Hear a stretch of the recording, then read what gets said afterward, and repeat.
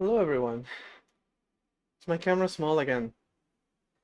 Is my camera small again? Hello everyone. Hello. Hello. Happy heat wave to those who celebrate once again. As always, have to start the stream debugging the damn stream.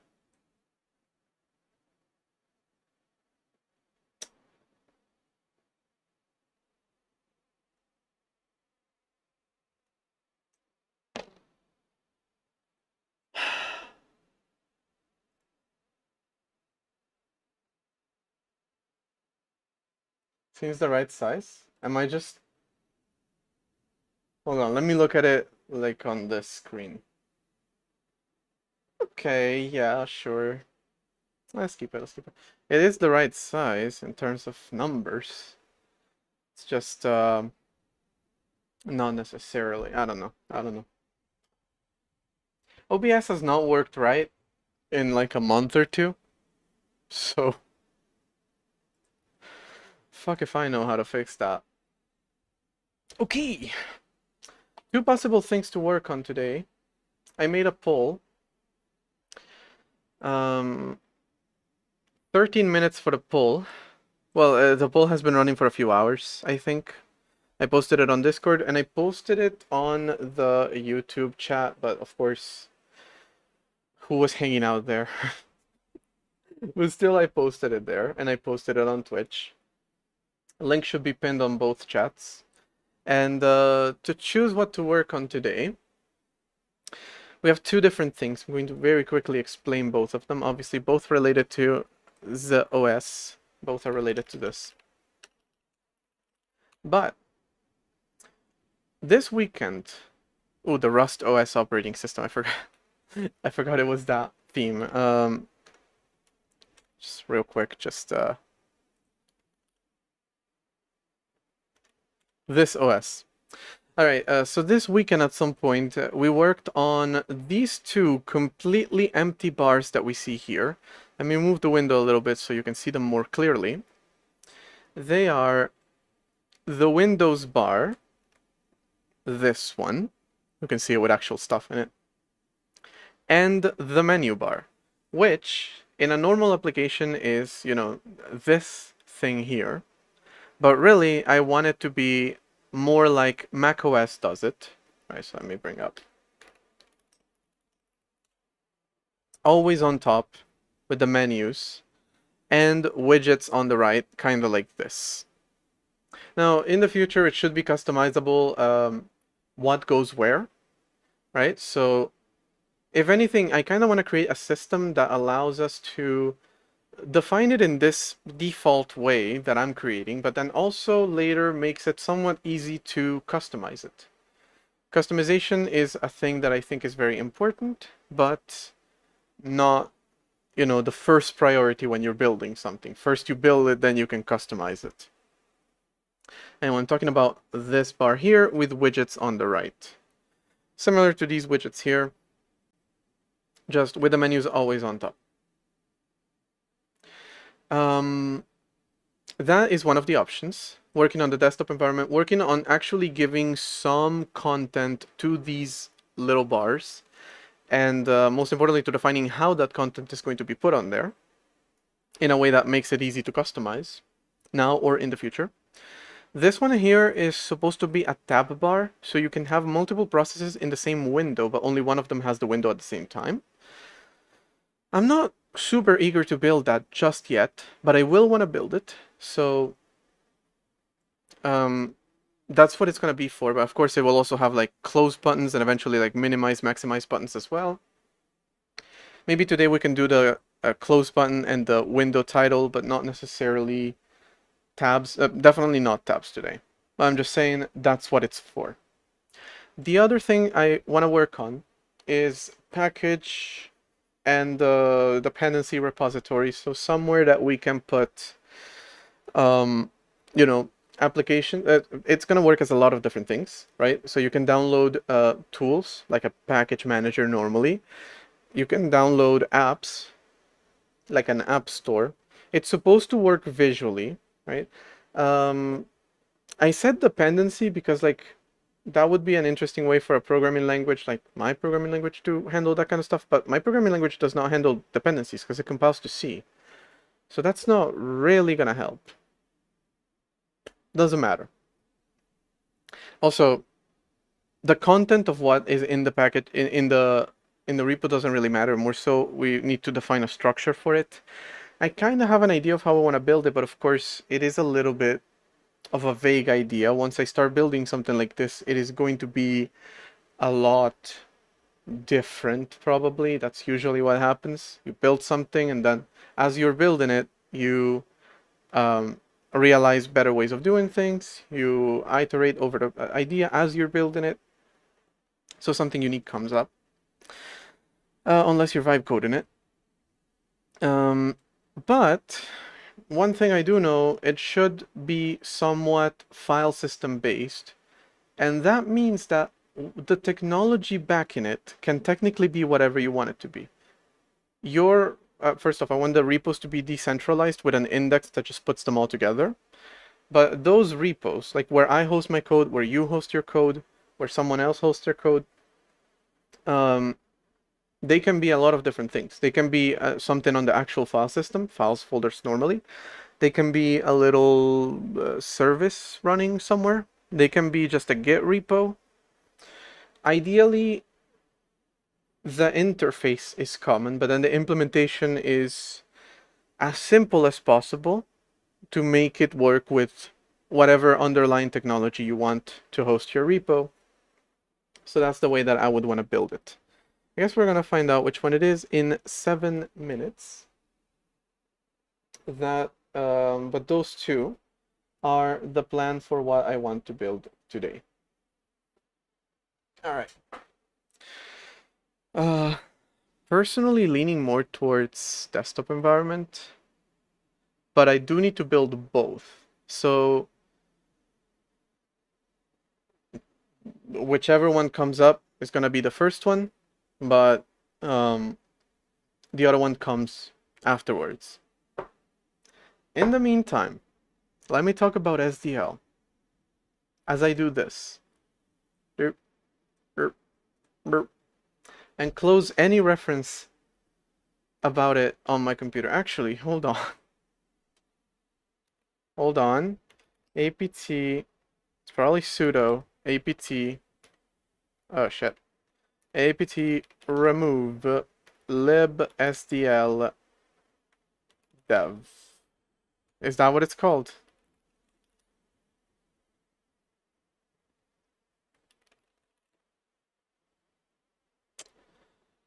libsdl3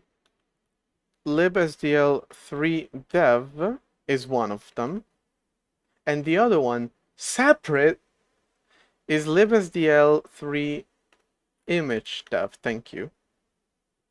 There they go. Okay, fully getting rid of it, because yesterday, if you're on YouTube, you may have seen yesterday I have 3 separate streams because the stream crashed twice. Now, why did the stream crash? Because Linux, OBS, and SDL are janky as shit. There is one in common that is really at fault here, and it's Linux, because it allows these kinds of things to happen. But they all contributed their little bit of jank. Essentially, for some reason, resizing a window that I created in SDL froze my entire system. But it didn't just freeze my entire system. First, it froze OBS. And then, as I tried to unfreeze it or OBS, it froze the entire system. I tested it again, and that's exactly how it worked.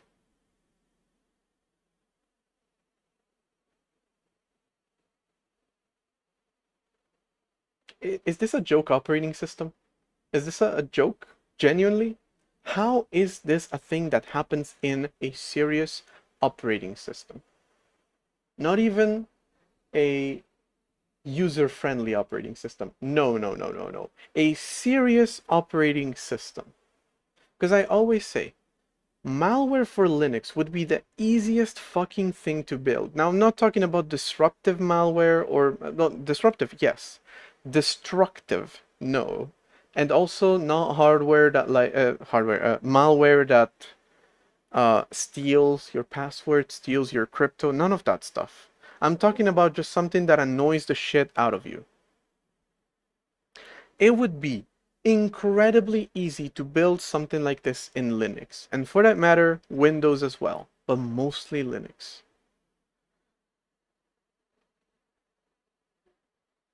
I could just build an app that changes your screen resolution to something very, very tiny, and then you can no longer control your screen. It will also turn off any secondary displays that you have. How do I know that you can do this? A lot of older games have done this to me. Especially the ones that have Linux native builds. I could easily build a program that takes over any little bit of available RAM on your computer until you have no choice but to shut it down because nothing works anymore. How do I know this? This has happened multiple times. Several. Half a dozen at the very, very, very least. And those are just the bugs that I've discovered in 1 year of using Linux. On losing, yeah. 1 year of losing using Linux. Because that is just a super common way for Linux to do things. It's the, oh, if you want to do something, you should be able to do it, operating system. But, you know what else? I'm not choosing to do it. Some random application is choosing to do it. You don't see the poll on YouTube? Shit, that's bad. Hold on, sorry, because it literally has 3 minutes left. And like I actually copied it over and then deleted it. So, also hello. Alright, there you have it. Can you see it now? Don't tell me that it gets deleted because it's a link. Don't, no, certainly not. No, obviously not. Right, YouTube? You're not doing that, are you?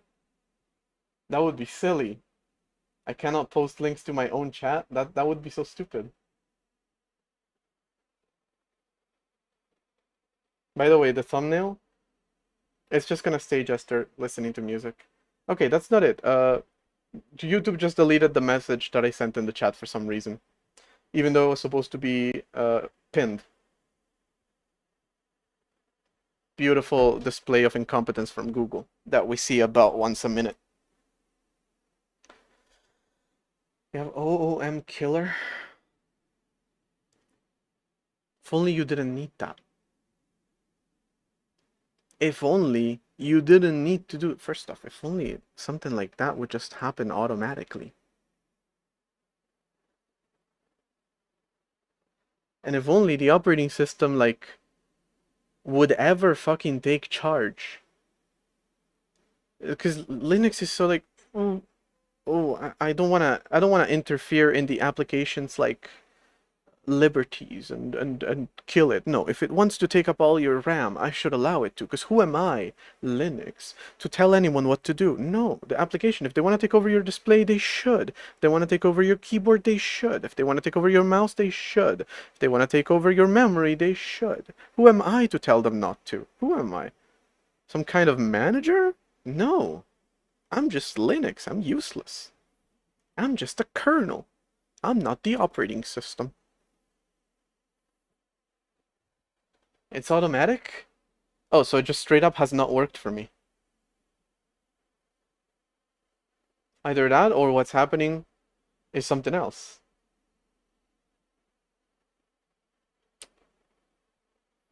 Anyway, this is a joke operating system, I swear to God. I cannot take it seriously when it works like this.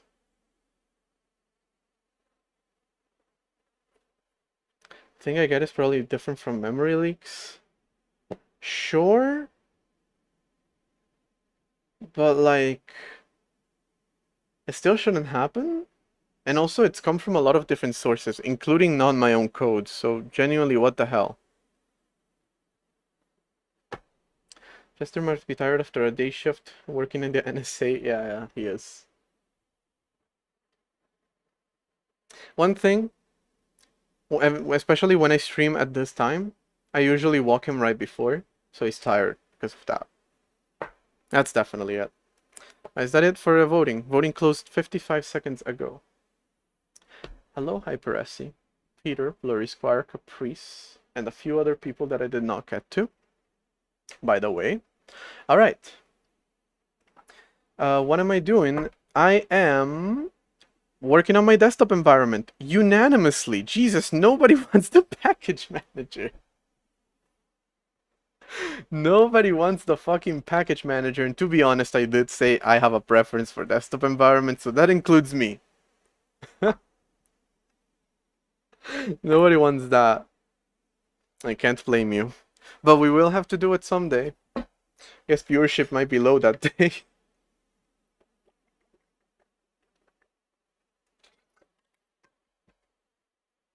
Who needs a package manager? Just copy the files yourself. I mean, that is the point of it. It's supposed to be a local type of thing. But, you know, when the operating system is distributed and works over the local network, it's useful to have a single place in the local network that you can just pull whatever you need from. That's the idea behind it, largely. And then also, you know, being able to pull from trusted sources and whatnot very much should be a thing. I do low-level coding, yes. All right, so we are going to work on a package manager, but some other day. Today we're going to be working on the stop environment. Firmware engineer, nice. So embedded. Are we talking that or? Okay, this has nothing to do with it, but I was on the Cosmic Desktop wiki yesterday, and I ended up on, you know, exploring a little bit on the different definitions of UI elements and whatnot, but not necessarily related to what we're doing today. Anyway, I guess let me give a full explanation. Of course, what I said earlier was a little bit rushed. By the way, Heatwave actually started today. Yesterday I said happy Heatwave to those who celebrate. Apparently none of us were celebrating. Yesterday was 35 degrees. Today is 36. Well, at this time it was actually 37. Today is 38. So, ooh, fucking heat. The difference between the heat wave and no heat wave is 1 degree. What a fucking joke. Anyway, my fan decided to break today. So that's the second one this summer, by the way. So it's wonderful. Everything's going amazing. Very happy. Getting a new one of Amazon tomorrow because I had to improvise. I'm hoping it's actually like not made out of plastic. I mean, it could, but like sturdy plastic. Amazon has a lot of shitty products, is what I'm trying to say. I'm not in Cali, I'm in Spain. And Spain, also. A little bit of spin.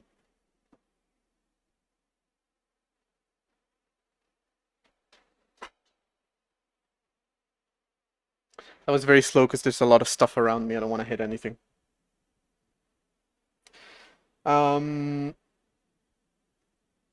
So, all right. We have officially decided to work on the desktop environment. By the way, I am removing the poll of YouTube. Not that it worked, because YouTube already deleted it for me, apparently.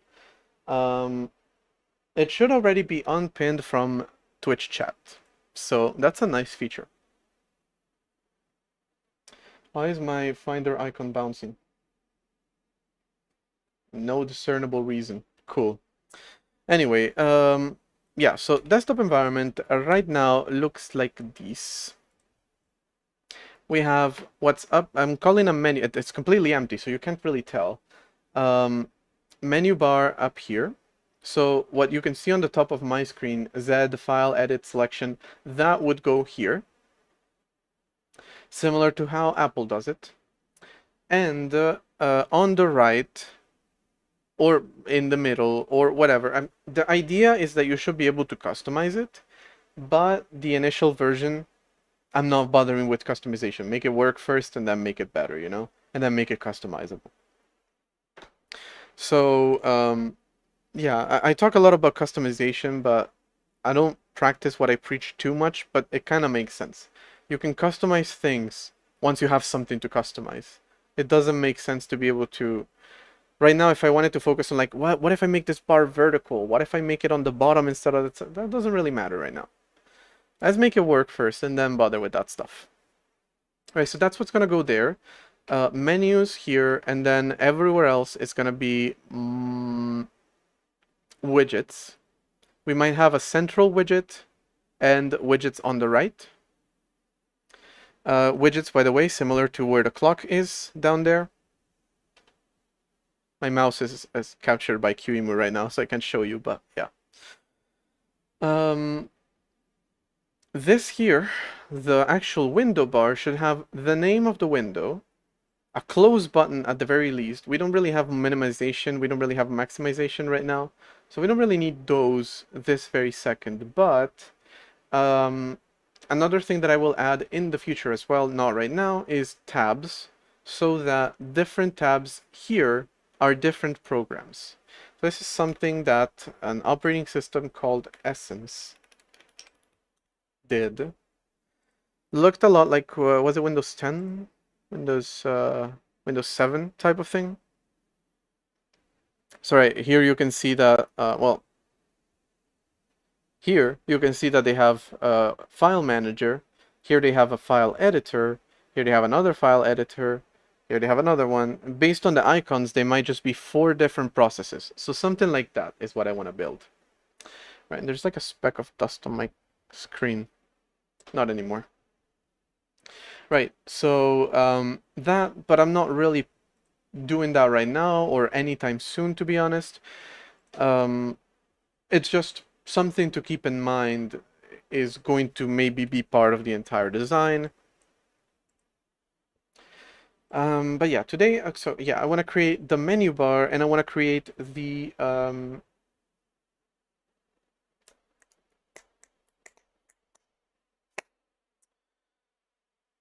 widgets type of thing. But I kind of want to make them customizable through the file system because everything is a file. Everything is a file. Absolutely everything. It is a file. It's something that doesn't require a whole lot of performance and should definitely not have its own syscalls. So, file system.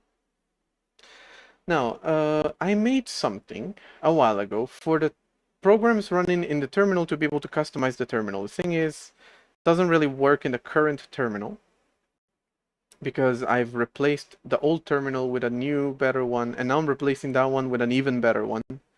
But it means that not all features are there, and this feature is not there. I made it so that my terminal can have something like the new shell,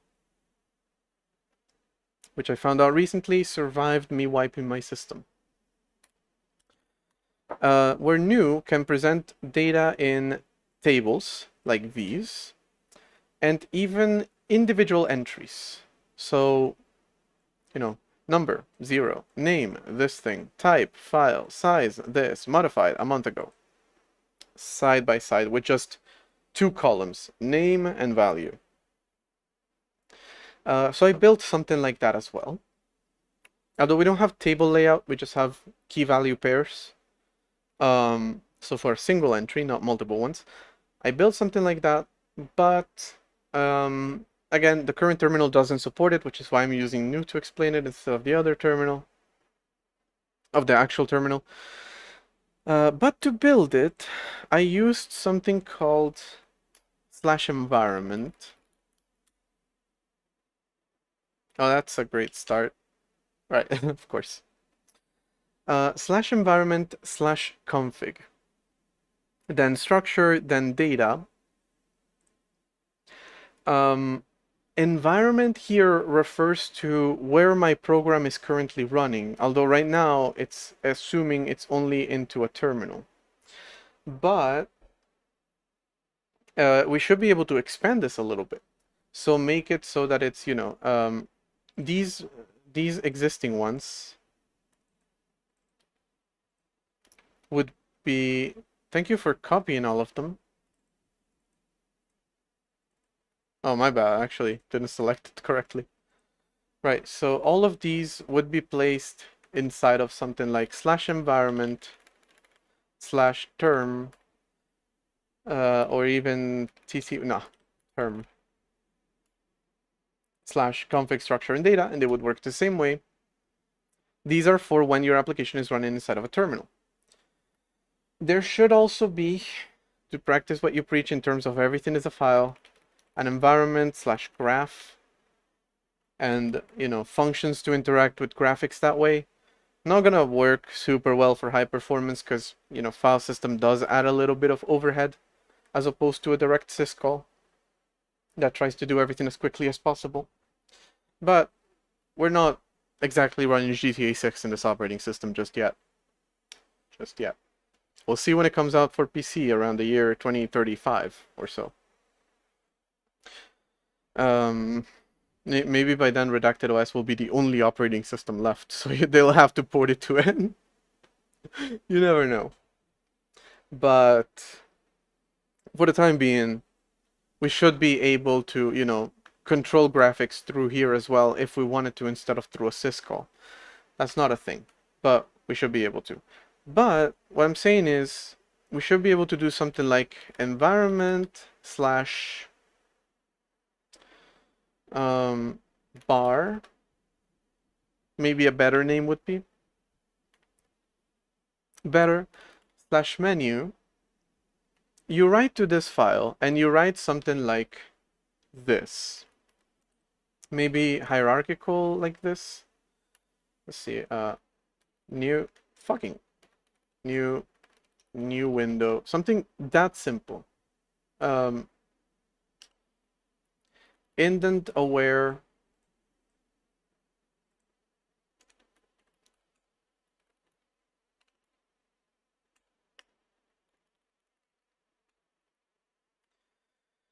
Yeah, maybe indent aware structure like this, where you define your menus. You just send it to the system. The system can then put them on the top, always on the top, when your application is focused. Although telling you that one of them was clicked wouldn't be the easiest way if all you give us is a text file. Obviously, we could tell you that, the user first went to option 0, then option 0. Then let's say that actually you have like new ... and then you have new file, new folder, new from template. All right, these are options that you have. So if you do new from template, you go file, new from template, then it tells the program back 0, 0, 2. But it would be a little bit annoying for the program to first have to define this, which may very well be a completely static file that they just provide, and then have to parse it themselves so that they know which option is 0, 0, 2. That would be kind of annoying, in my opinion. So that's not wonderful. And the other option, of course, would be to tell you directly, file, new from template, but it might become, a little bit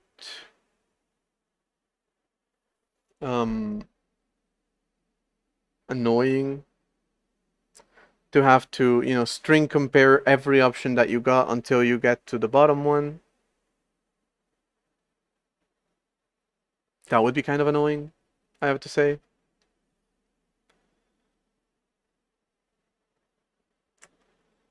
I wouldn't really know how else to do it, though. Alright, so let me think about how to do that a little bit. In the meantime, I am going to do something subtle but helpful, hopefully, which is when your window is focused. You have multiple windows running on the system right now. Which, by the way, the menu bar does not show if there are no windows. I haven't fixed that yet. So if that's a simple fix, I don't remember what the logic behind it was that leads it to be this way. But if there is a window, it's a simple fix, then I'm going to do that.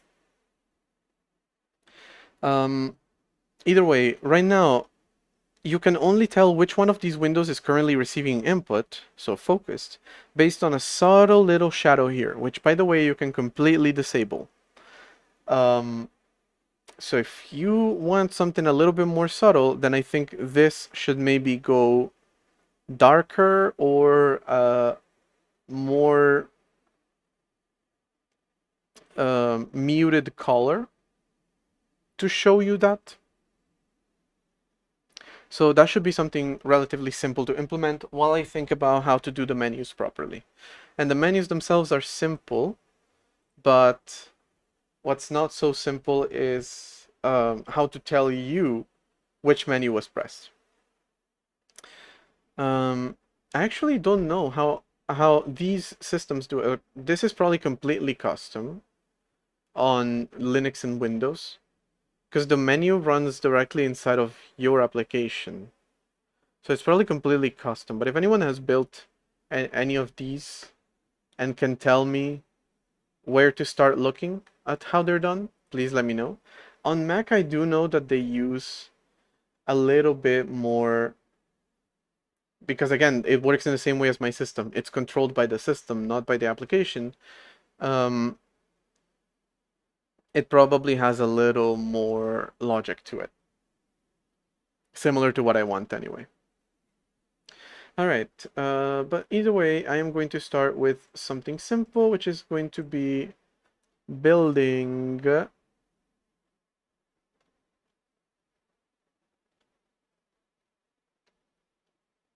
giving the window a more muted color if it is not focused. Now here's the thing. I'm not entirely sure how to make it more muted, so I want to get a color picker. Here's the thing though about the color picker. Let me do that. The color of the window is this one, and I believe +1111. In hex, the color is this one, and you add 1 to all of these values. So really, you just do this. Let's do it. Let's do it in a simple way, please. Hello, Melifest. Welcome. Here's the thing about color pickers, which I noticed recently. All right. Okay, you're giving me colors here. Can I paste? On DuckDuckGo it works. That's good. That's good. This is a very subtle thing that, for example, watch it work on Google now. I tried it a few days ago and it didn't. All right. It works now on Google. Jesus fucking Christ. Never mind then. The thing is, I tried to do this on Google and it didn't work. But now it works. Maybe it's a bug that I encountered. I don't know. There's bugs everywhere thanks to vibe coding now, so who knows. This one, though, doesn't allow you to. Figma, what about yours? This is actually not a color picker. You're just advertising your product. Cool. Here it works. That's cool. Congratulations. W3 Schools was the only place where it actually worked, by the way. Started buffering. All right. So that we see right now, this one is the current color of the thing when it is going to be selected. What about when it's not selected? What color should I pick? And how should I calculate that color? Should I go with a more closer to white type of color? Closer to gray type of color, really? Should I go with that? I feel like that may be a good way to do it. All right, so my color is this one, and the closer to gray is this one. So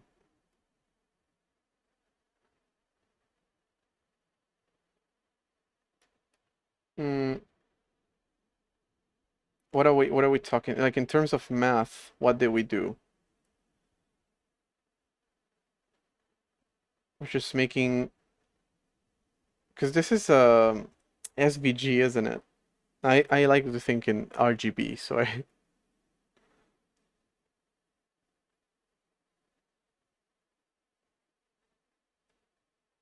yeah, we're changing the saturation.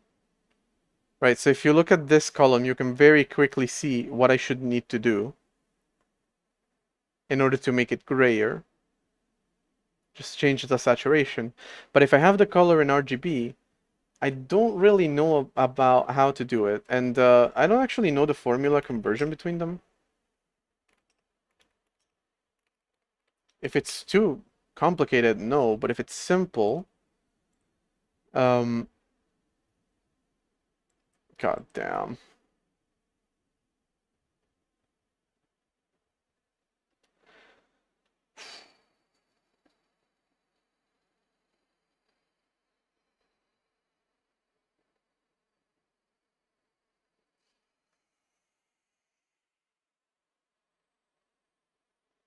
Taking 10 makes it closer to black, but here.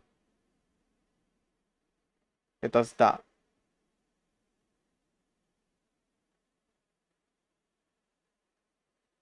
Whereas I want to do that. Lateral movement. Alright, so again, alright, let's think of it this way. Right, a current color, doesn't really matter that it matches the one that I have, because it doesn't. 42, 67, 91. And then we're just going to make the saturation 20. And it's going to be 73, 82, 91. So you can see this color stayed exactly the same, which is the blue, funnily enough, which is what this color kind of is. It's a bluish color. This one increased by 20-ish, actually less than that. And this one increased nearly twice as much. So highest value stays the same. I don't know. I feel like we're gonna have to implement the thing. All right, let's see. We have let's do a red now and see if the theory is correct. 96, 40, 33. So 96 should stay the same if I make this 20. It does.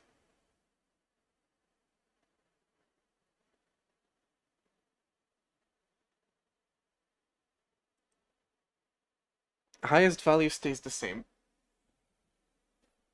All right, let me see. RGB to HSV in hex. In C. Let me look at what that code looks like, because when you show me math, I'm out of here, man.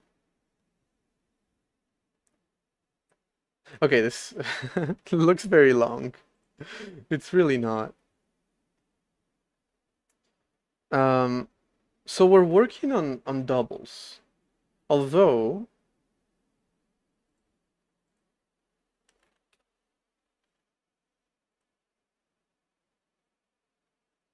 we're always working on floats. I'm not working on floats.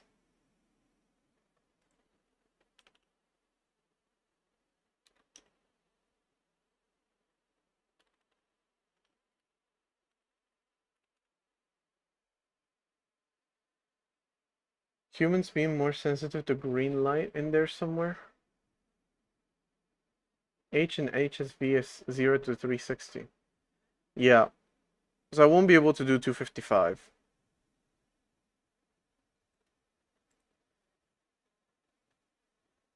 Wait, hold on. I've used this for a long time. No idea where it came from. Note that the inputs and outputs except for the angles in degrees, are in the range of 0 to 1. And oh shit, I was like, okay, that's pretty simple. Never mind.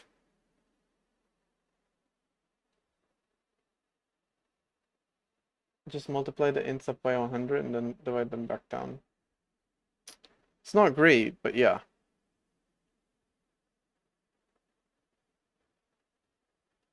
The problem with the color space is that I cannot really represent it in 32 bits. I can't really do that.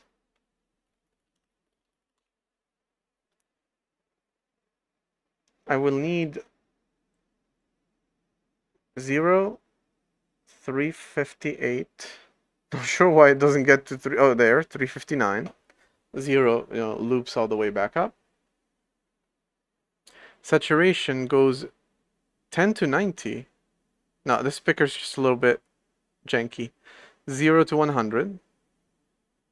And then V goes 0 to 100 as well.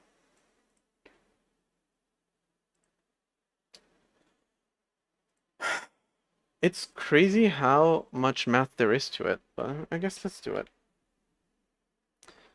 Where is that Stack Overflow answer, though? Nowhere. It's gone. Oh, it's here still.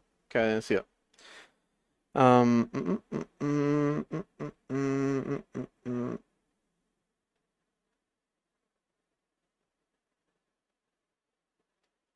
This is...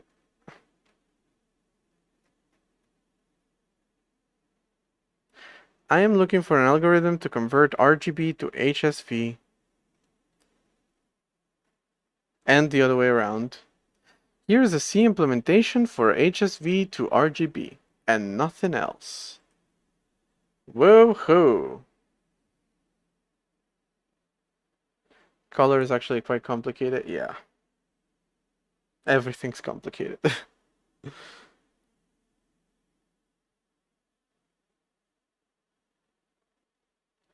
It's crazy how much boilerplate there is. My god. Alright, let's get to work, man. Whatever. The problem is we are gonna have to do a really stupid conversion. Do I really have to do...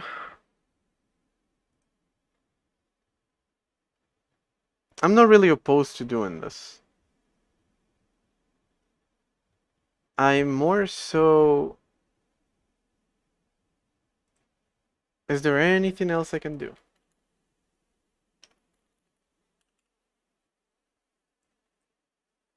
I could make it darker. That is a thing that I can do.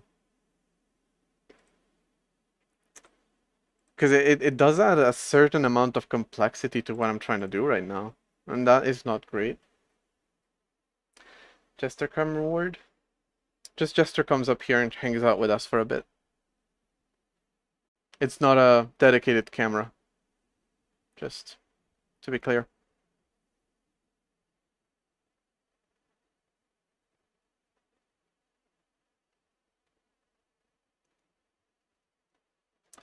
Alright,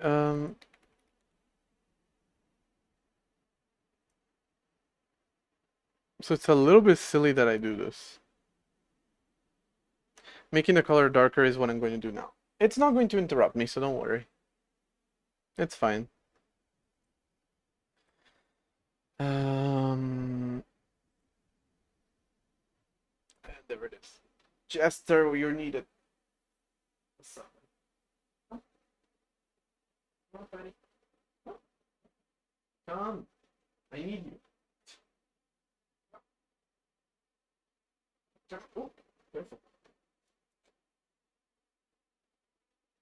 Alright. Got the little sack of potatoes here. So, Jester, what is your opinion on how difficult it is to convert HSV to RGB? You're black and white and you don't have that problem. Yeah, fair. You're also a little bit pink. You got a little pink going on. Alright, could you face the other way? Could you...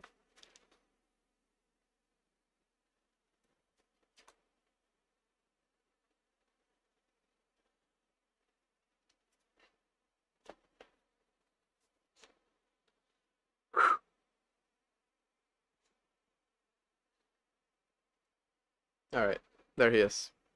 So he's gonna give us his opinion on RGB versus HSV and which is better for representing colors.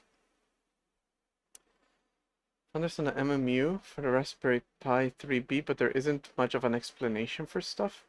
Alright, so I made a video on YouTube about the MMU, and in that video I linked a resource that I used that was pretty nice for it. He wants to go. Come on, man. Not even a minute.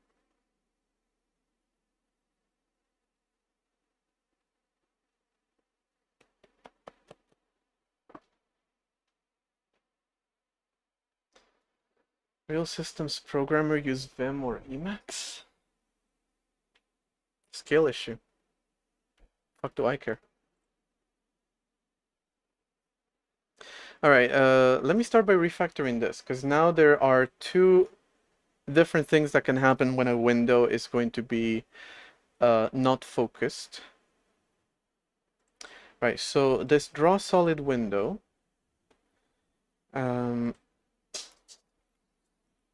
use shadow, and has to drink water now. He's very tired from doing that. It is a hard life to being a dog, yes. He thanks you for your appreciation of that. For noticing that. Focused. Right, so you can disable shadows, but you can't really disable the... right now. Can't really disable the color changing in the window, because there has to be some visual way for you to know which window is currently focused, I feel like. So yeah. Alright, so this is actually going to stay. What the fuck was that? Scooby-Doo.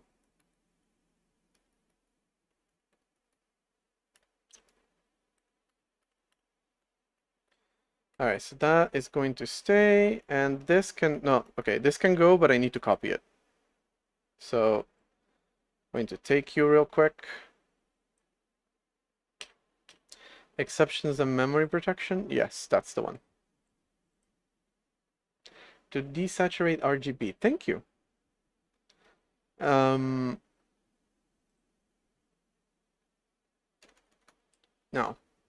let me see. This draw macro makes it very easy to make some things kind of declarative, but it does mean that that code was ugly as hell, because we had either a call to this function wrapped in this thing, or a call to this function not wrapped in this thing.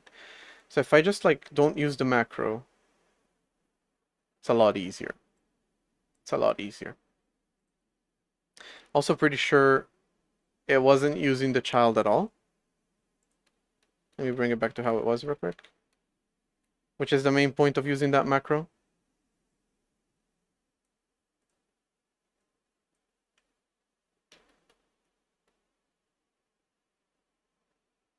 Yep.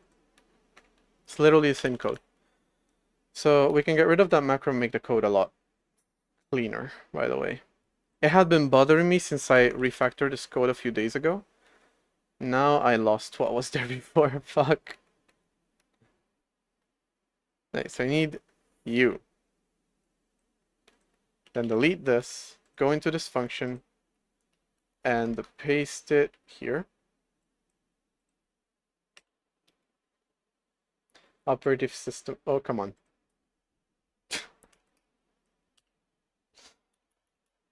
How would you like to talk in my shoes for a mile?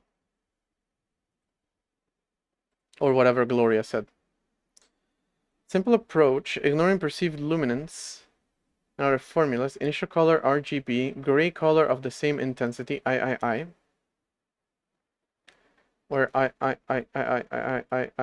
divided by 3.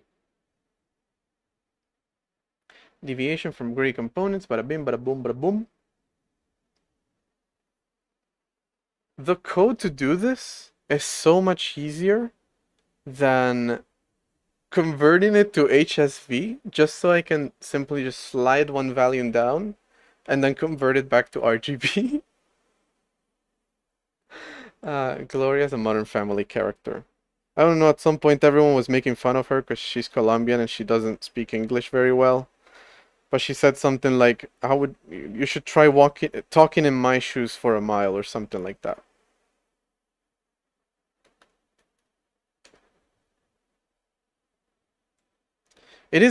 It's not even a fancy lerp. It's a lame ass lerp. All right. So this here is the shadow. Right. So if use shadows and focus it. Which, by the way, I need to check the condition for whether it's focused or not. I might have done that wrong. Yeah, it was inverted. We should get shadows. Let's see. I do see a shadow. And now it's moved over here. Perfect. So much cleaner code.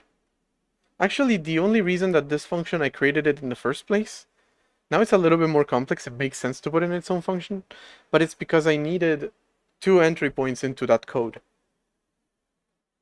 Really silly that I never needed 2 entry points into that code. It was just a macro making me need it.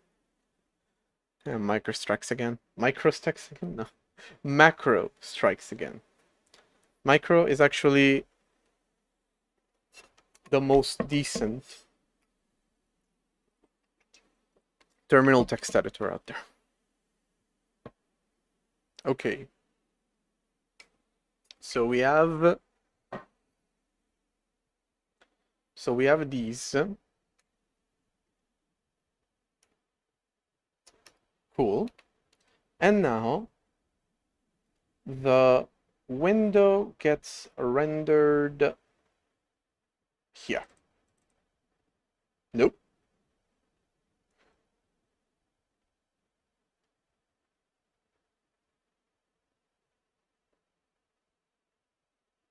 Unix v7 ed. Oh, I'm sure that's great and very user-friendly.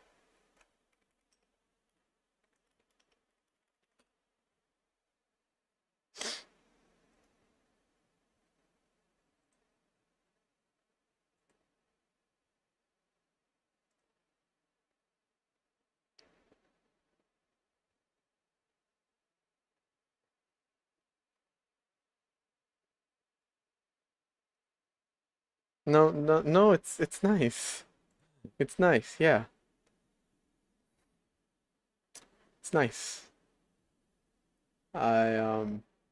Look, maybe I don't get it because I haven't read the manual. Maybe on the manual page, which is, by the way, for some reason on the Wikipedia for it.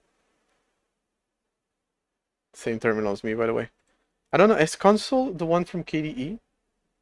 The thing is that I have KDE, XFCE, and GNOME installed at the same time. So all their programs are installed on my machine. So I don't know which is which. Console is from KDE, thank you. I could technically use it inside of GNOME too, if I wanted to.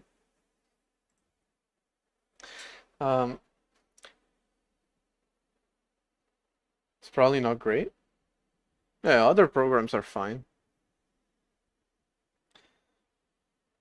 It starts with a K, it's probably KDE. That's very smart. Alright, so this is the window.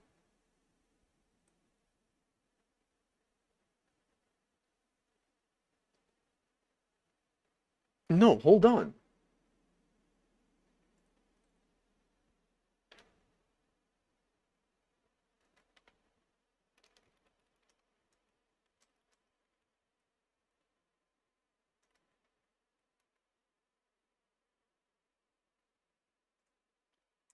Let's see if that's the correct place to put that code. Well, that's not right, but that is the correct place to put that code. Yes, unfocused window. Unfocused window, focused window. We're gonna do the same thing for the border, otherwise it looks weird. Which essentially, this is actually not the correct code. We just saw how we're supposed to do it, and it's not like that. So we'll do it properly in a second. And then do the borders afterwards. His border color is...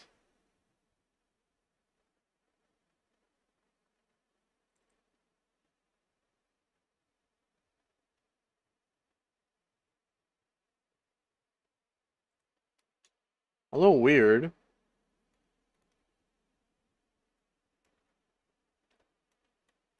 That's what am I trying to do here? That. Huh, okay. No, wait, actually. By the way, I added a very subtle shadow to this thing. But what I was going to say is the color of the border is slightly different from the color of the window, and I like that. Either way, the effect should be applied to the color of the border nonetheless. Just make it a little bit grayer. Right. So desaturate a color. Call. Isn't the zoom amazing? Isn't the KDE zoom amazing? It's probably called the Kzoom, but isn't it amazing? Look how much it can go. Which, by the way, not pixel aligned. I don't get why. Other people have said that it is. I'm annoyed. I'm not calling it that. I'm not calling it Coom. Is that what they call that thing in Cyberpunk 2077? I wonder. So I wouldn't be surprised. Alright, so for some reason, by the way, Stack Overflow is still loading.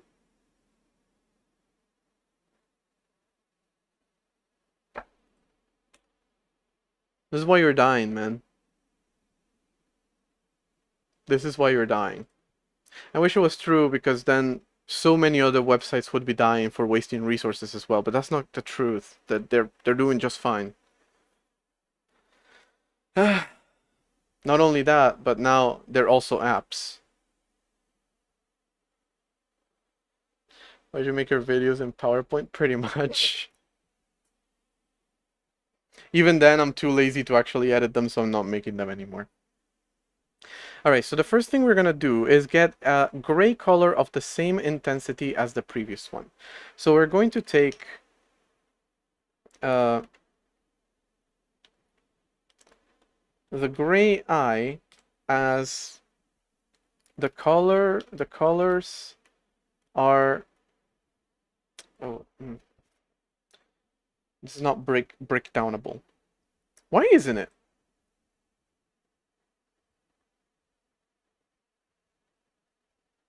Alright, the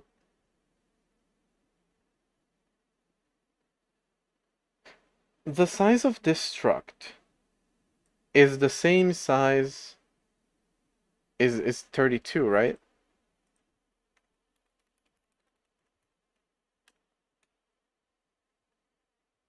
Yeah. So I should be easily able to convert this to an ARGB color and work with it that way.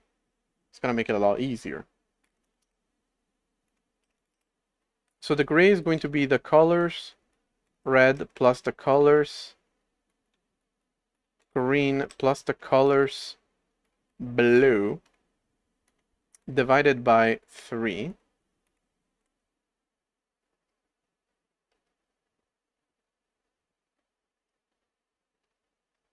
Then we're going to deviate. Oh, yeah, there should be a parameter of how much you desaturate. Then you get a deviation. I'm doing everything in U32, so I don't have any issues with overflowing. And then I'm gonna just normalize it all to 252, 256, not 252. Although I should be doing it every step of the way.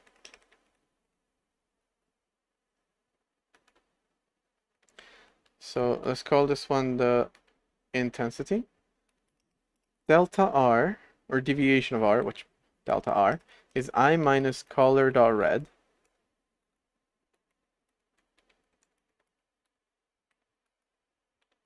Delta green and delta blue are going to be color.green and color.blue. Yeah, I'm using U32s to make sure that it never overflows at any step of this. Go ahead with ads after asking. I said yeah, pretty much. And even then, it was too much for me to edit, so I didn't like editing. Again, I like the idea of editing videos. I don't actually like editing videos. Then we're gonna make new U32 again, R parameters as R color.red plus the deviation times the parameter t.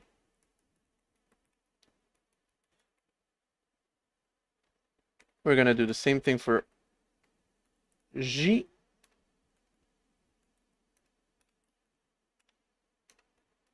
We're going to do the same thing for blue.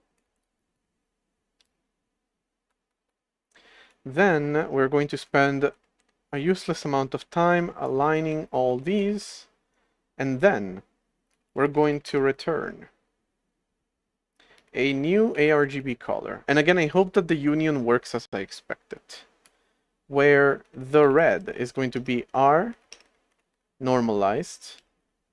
Is it? No, 256, yeah. Green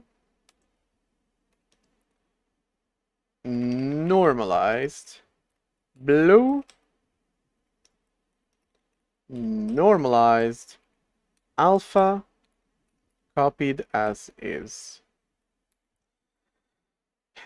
And you, again, hope that you can convert an ARGB color to a U32 seamlessly. I already know that you can't.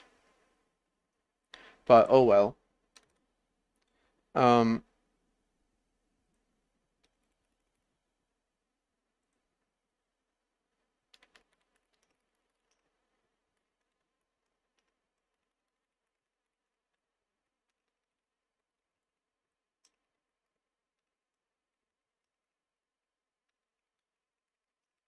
Return a U32 conversion of the desaturate ARGB of an ARGB conversion of col and t.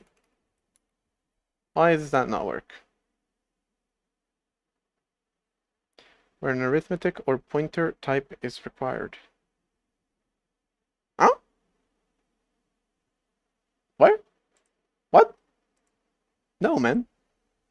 Anyway, you should be able to get it as dot color. Do I really need to create the damn thing? That's annoying.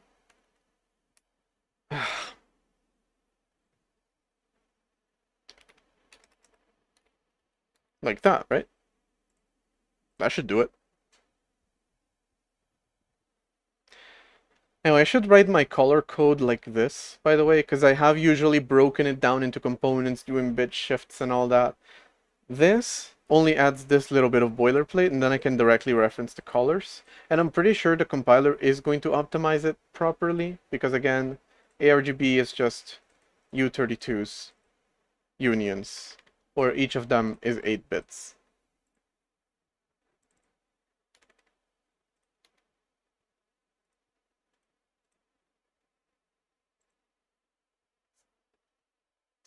Alright, so we should be able to desaturate our color like that. Desaturate.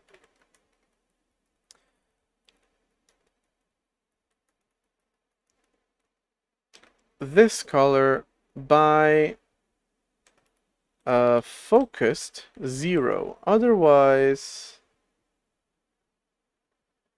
30. I don't know what this value is supposed to be. I guess we're gonna check it out. The National Lottery ad? Interesting. Buy one ticket, get 2 chances to win. How does that work?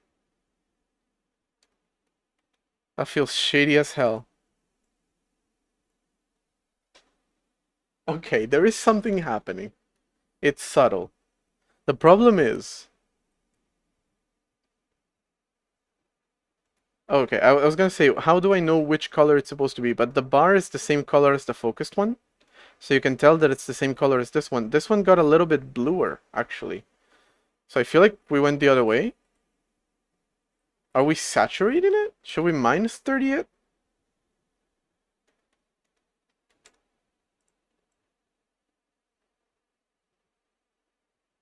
Yeah, that feels more like it. Let's do a 90. I'm assuming it's out of 255, so... Fucking Linux, man. Alright, there we go. That's... yeah. That's definitely desaturating. Alright. And the code to do this on RGB color space is easier than to do it in HSV, which has a saturation value.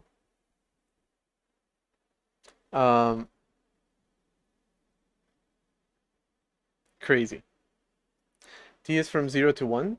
Yeah, which is 0 to 255. Although I'm doing it negative. Because if I do it positive,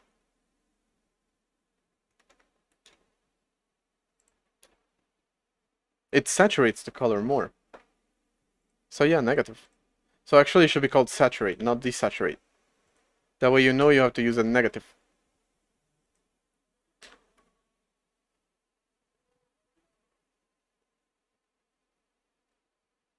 Why did a blue alarm just come up? I have never seen a blue alarm on my phone. Oh, it's a reminder.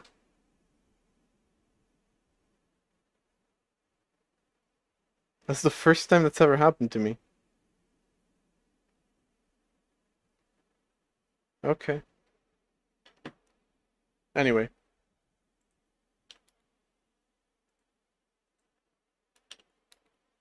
Right, so I don't think that's weird though. I think that makes sense for the formula. That I totally understand and didn't just mindlessly copy. I didn't mindlessly copy, I adapted it. It is doing a lerp, but yeah, something's off.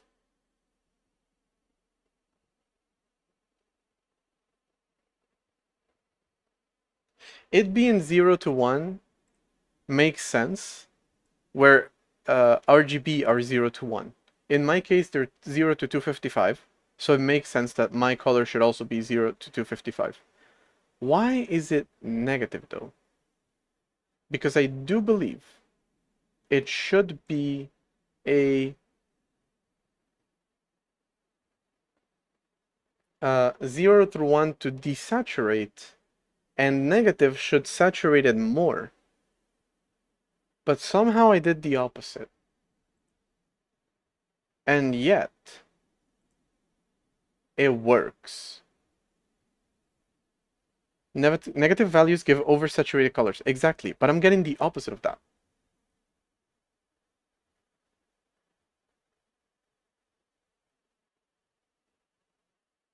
Over underflow?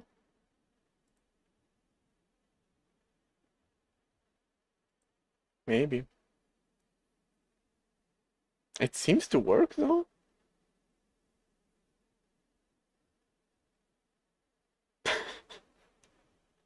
Let me read the formula real quick. I is RGB divided by 3. Oh, but then I'm doing this.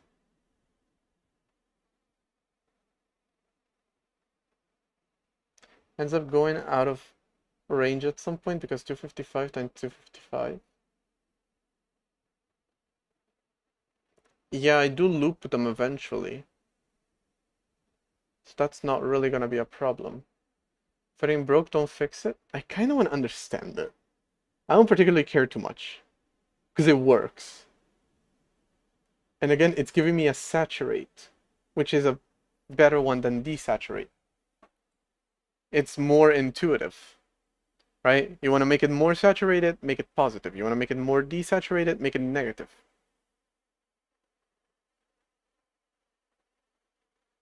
It is weird. Alright, let me see that it works well. Probably not.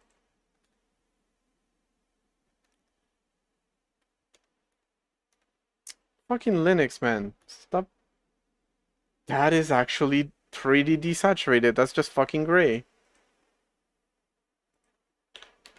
I think it might have to do with the...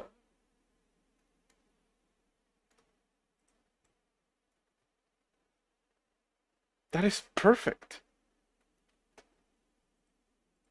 I think it might have to do with these, the modulos. Looping.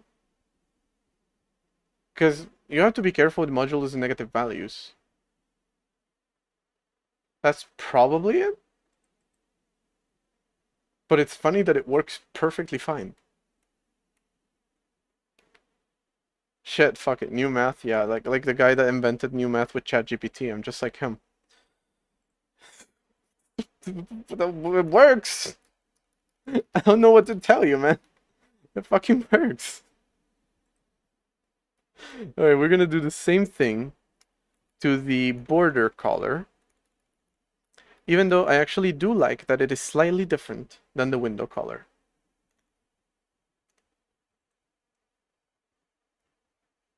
So, no, hold on.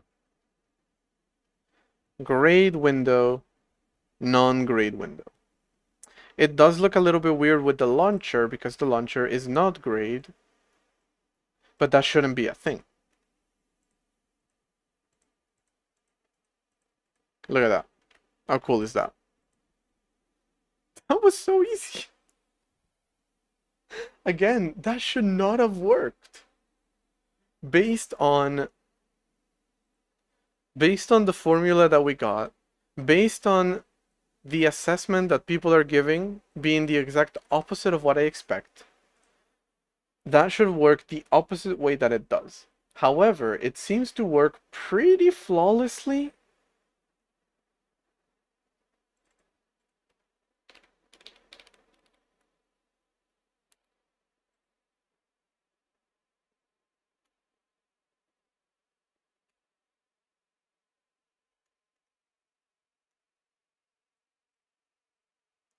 Not with these colors. Alright. See, it's not fully flawless. But shit, it's a pretty good initial implementation. I will, however, mark it as to do. T seems to be getting interpreted as the opposite of what it should. Probably because of modulo, this function was originally desaturate.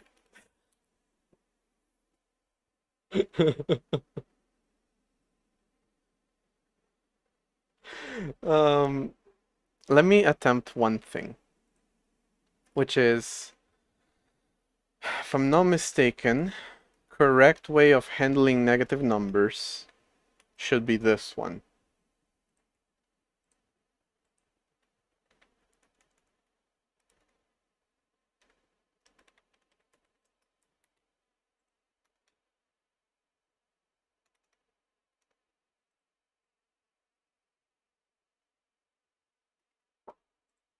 Definitely not with modulo. That's the problem.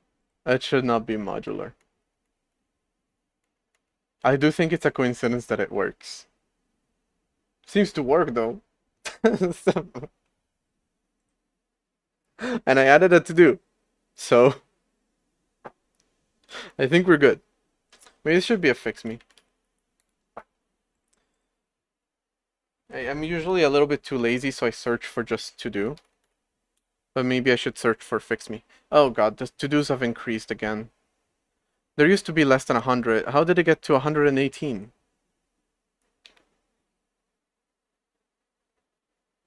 A plus n is always... No, not when it's negative. That's the way that you handle negative numbers as well. To-do stream when? I don't think anyone wants to see that. I don't think I want to see that. That's why there's so many.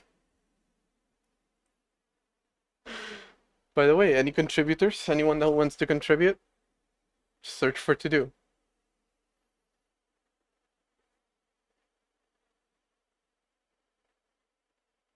A plus 0 n? Not necessarily. Not necessarily. I'm going to keep it as to do, actually. I like that it's standardized like that. And again, I still want to work on a little issue tracker. If we still have a heatwave by next week, maybe I'll get started on that.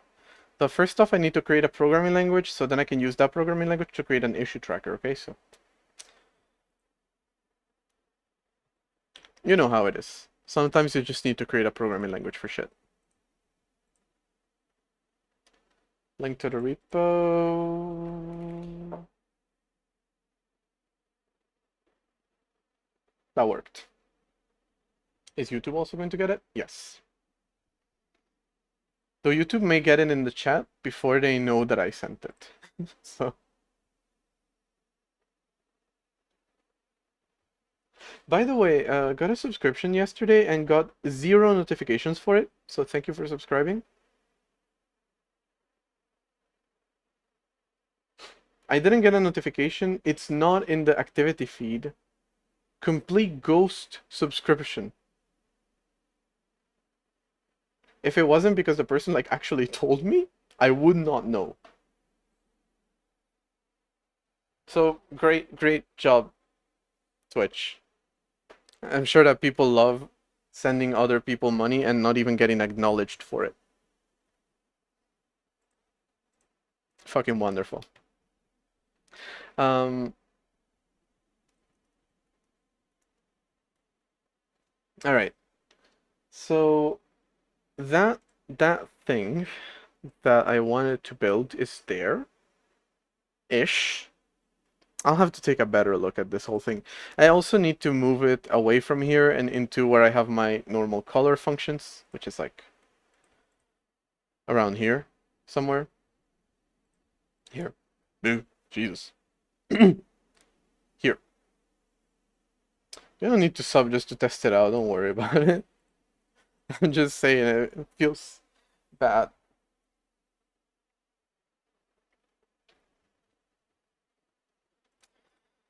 Okay, so we have window desaturation, which is a nice thing. Now, if you don't have shadows, before there was no way for you to know which window was focused unless you actually like moved something in the window. However,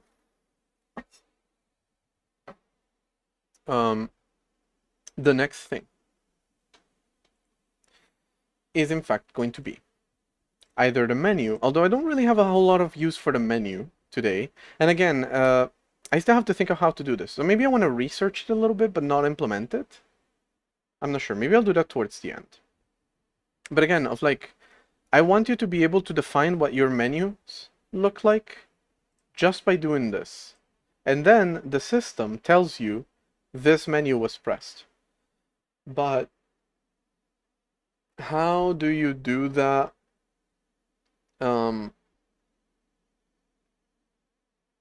How do you do that in an easy way? Do I tell you the menu that was the button that was pressed is inside of file new ...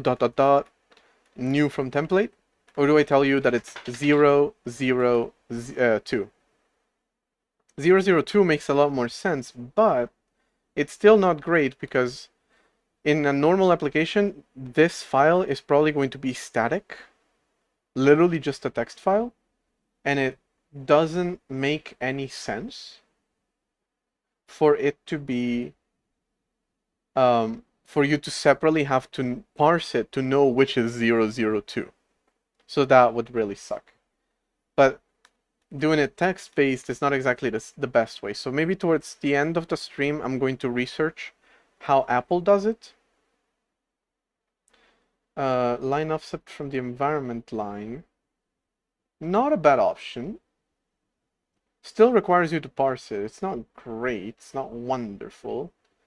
But probably what Apple does is allow you to define a function that gets called. I don't want that.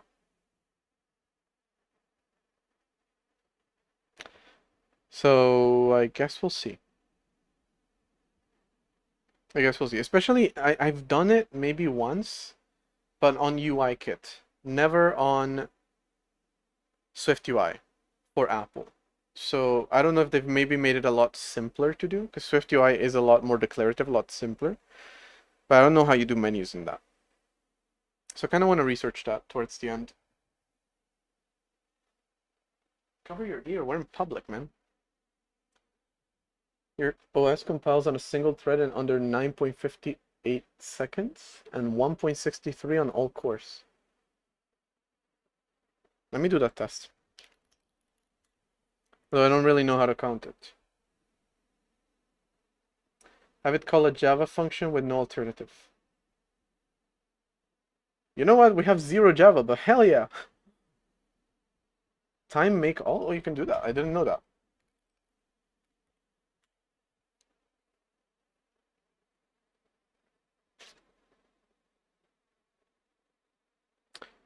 Real 6.28 seconds. I guess my processor is faster than yours. User 5.026 seconds and system 1.158 seconds. Not half bad. I do have about 1,000,000 cores, so...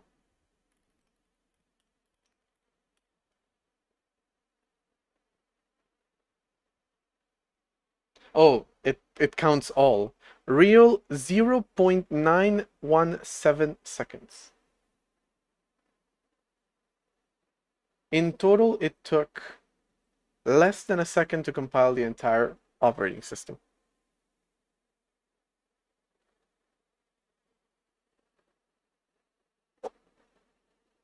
What can I say? I'm a pro. I'm a genius. And in reality, it took longer than before. But because it's threaded, it didn't.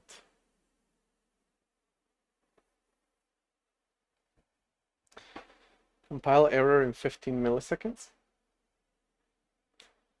Couldn't be me. I always write perfect code on the first try. See, even when I make a function that's buggy, it works. Can you do that? Can anyone else do that? Can anyone else fucking fail upwards like that?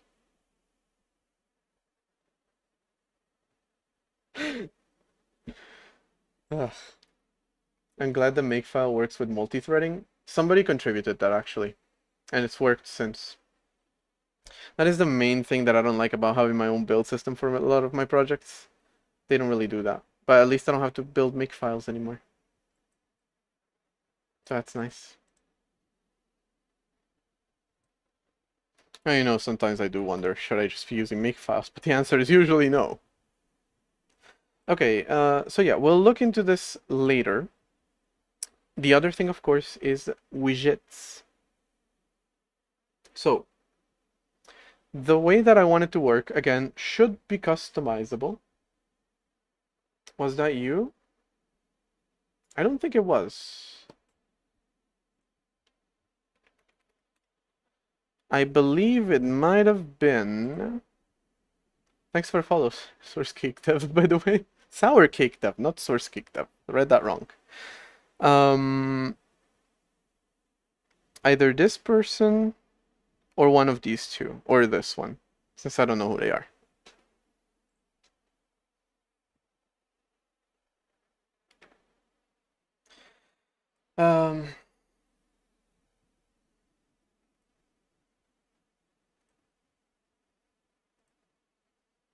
But it might have been. You did do something with makefiles.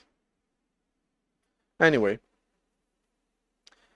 Yeah, so we have that, and I am going to commit it, even though it's absolutely ridiculous that this works. I am going to move it also directly into the file that it's supposed to be in, which technically moves it to a different repo.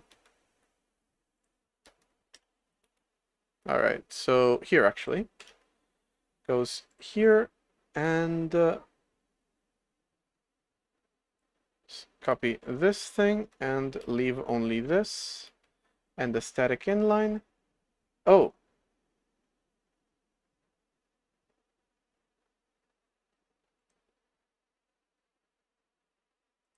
Oh, I have some uncommitted code in here. Kind of didn't notice. All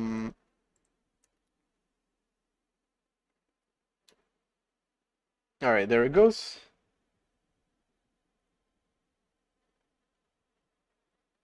Developing on Linux kernel? No, I'm developing on a kernel that takes less than a second to compile. Actually, the entire system takes less than a second to compile. I was just told that, so. I had to check. Hello, Snow. Welcome.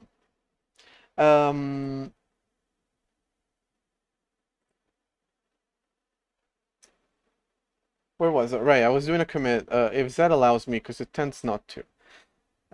Anyway, I was debugging an allocator bug, which turned out not to be an allocator bug. It turned out to be a virtual memory bug, and I'll have to look into that. But anyway, the 1735th allocation fails. in my allocator because of memory issues. So that's nice.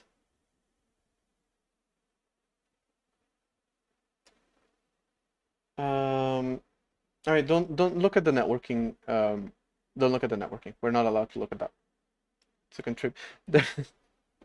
There's already a contributor working on a major networking refactor, and he's a pretty much network expert. So it, you know, I don't touch the networking too much. I just review the code.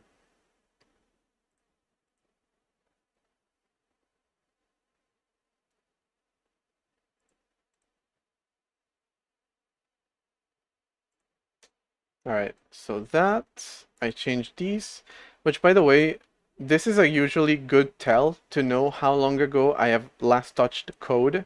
If it uses uint32_t, it's probably old because I tend to modernize it to u32. So all I ended up doing in the allocator is I just added a bunch more errors. Yeah. All right, just tend to write pretty detailed Git commits. So eventually that's going to be useful for giving you detailed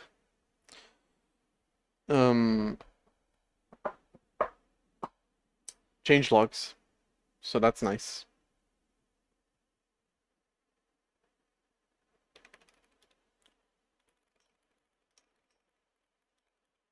By the way, I opened the Twitch homepage on my laptop, and out of the corner of my eye right now, I can see a woman DJing without listening to it. I can't hear anything, but I can see her DJing. So I'm gonna close this now.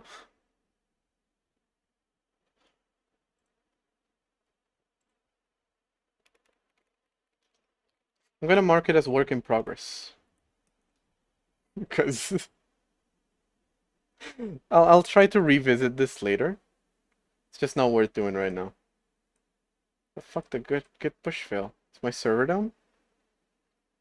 Oh, do I have to pull? Yeah.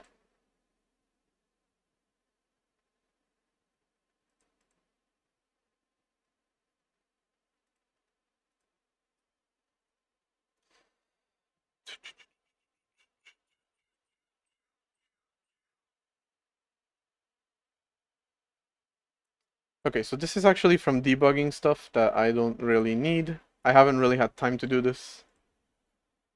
So that virtual memory bug is still there. Window, well, it's called DOS actually, the process. So make window, desaturate window bar on toolbar if not focused. That was missing from the commit. I'm pretty sure Zed only added it at the end. But by the way, for contributions, I'm working off of the threading branch right now. I should probably call it, just make a develop branch and whatnot. I don't know, something like that. Also, my server just goes down sometimes. My Git server just sometimes like briefly needs a break. So it's like, all right, I'm ready. Okay, yeah, so I'm gonna defer the menus to researching them at the end of the stream, and instead I want to work on widgets. Right, so widgets. The idea is menus go in the first half of this window, and here is all going to be widgets, including one central widget and then the rest on the right. So that is gonna do some very simple layout code. And then the middle widget, should it belong to the system only, or should you be able to custom? There should be no reason why it shouldn't be customizable. Put it in user space and everything. Although the widget that I wanted to make was a mouse tracker. literally just to see what that works like. Because until I have network, I won't have time. That's the obvious thing to put there in the middle. But it should always be customizable. But I don't have that. So I just wanted something that reads mouse input and I don't know, moves a pair of eyes or something. Something very simple like that. Kind of silly. How do you get a branch from upstream onto your fork? Do you mean in my local Git server? Um, the equivalent of a Git pull on it, which is just updating references.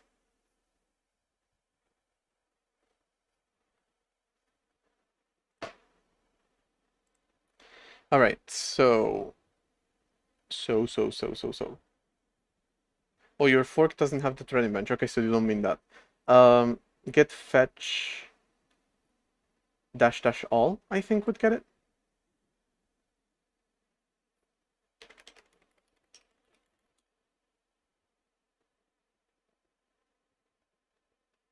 And there's the server again, like, bro, you just pushed 2 commits to me. Chill the fuck out. I think it's something like that. Prune should also delete old branches, but not worth it right now. Anyway, actually, it is worth it.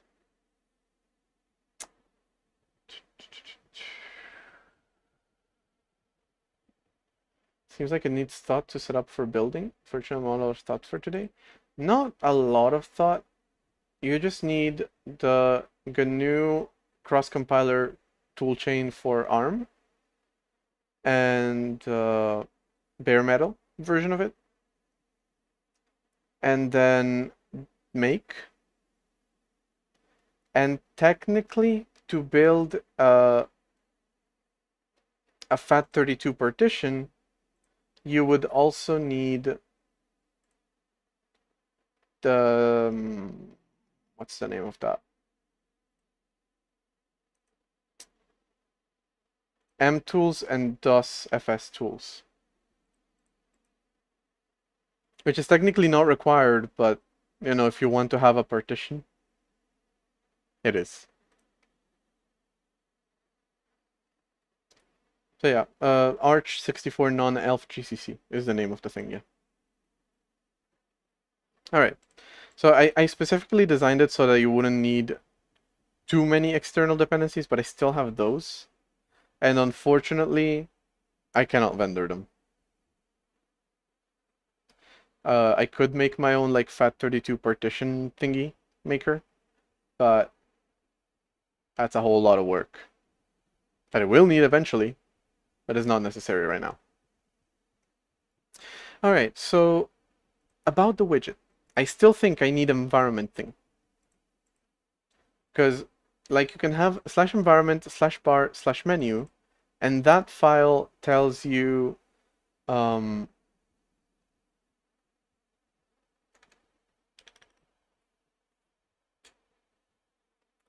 in that file you specify what the menus look like. You should also have /environment /bar/widget, where you can create your own widget.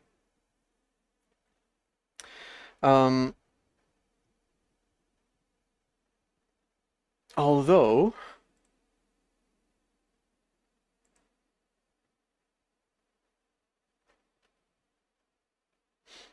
all right, let me start by making a widget and then seeing what it should work like.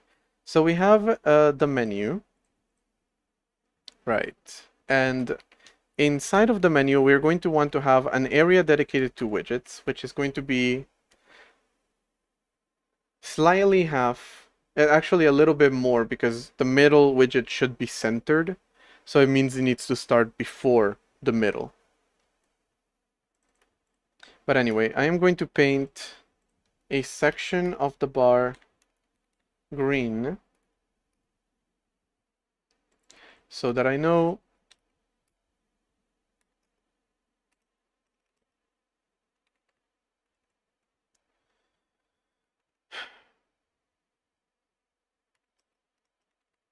wrong color.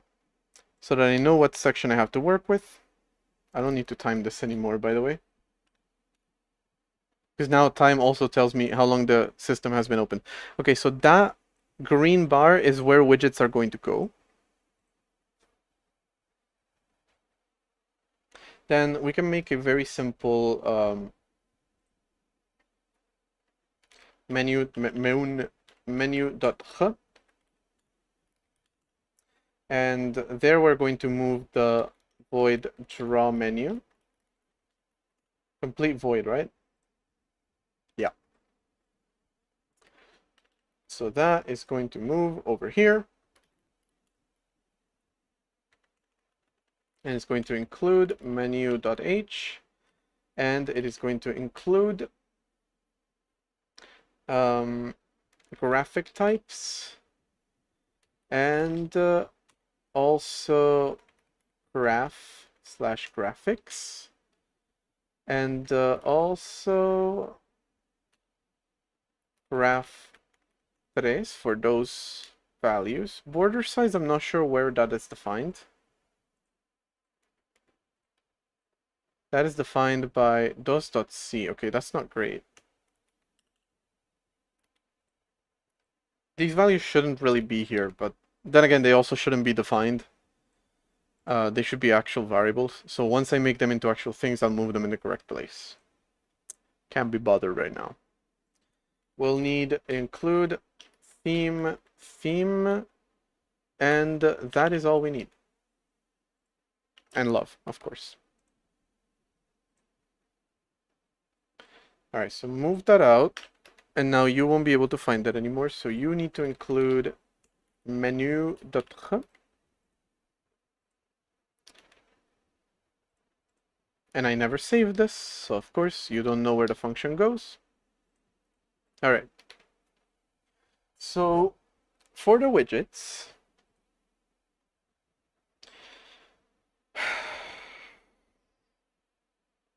do I want an infinite number of widgets that you can scroll through? Do I want... All right, let's think about this as well a little bit.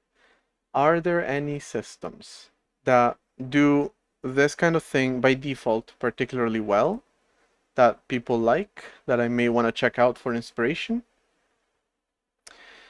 In the meantime, there is going to be a main widget, and that main widget is going to go here. It's going to be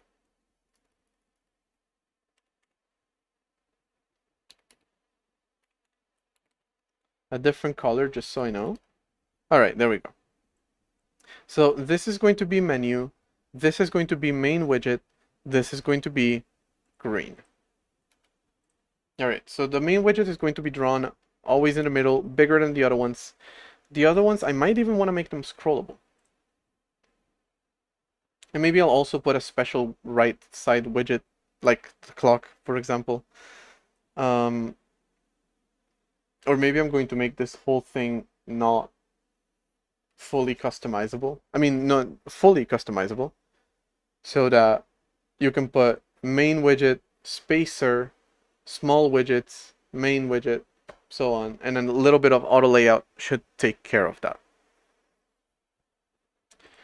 Wouldn't that be cool? 3 to 4 widgets and the rest in an overflow menu. Not bad. Overflow menu is usually this. Right, so let's see if I remove I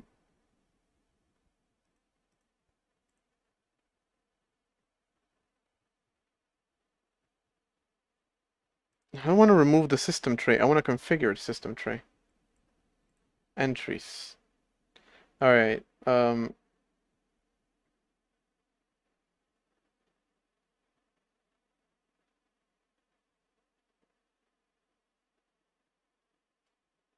Okay. That might work. You customize how many you get, all that stuff, when they show up. I would want one in the middle.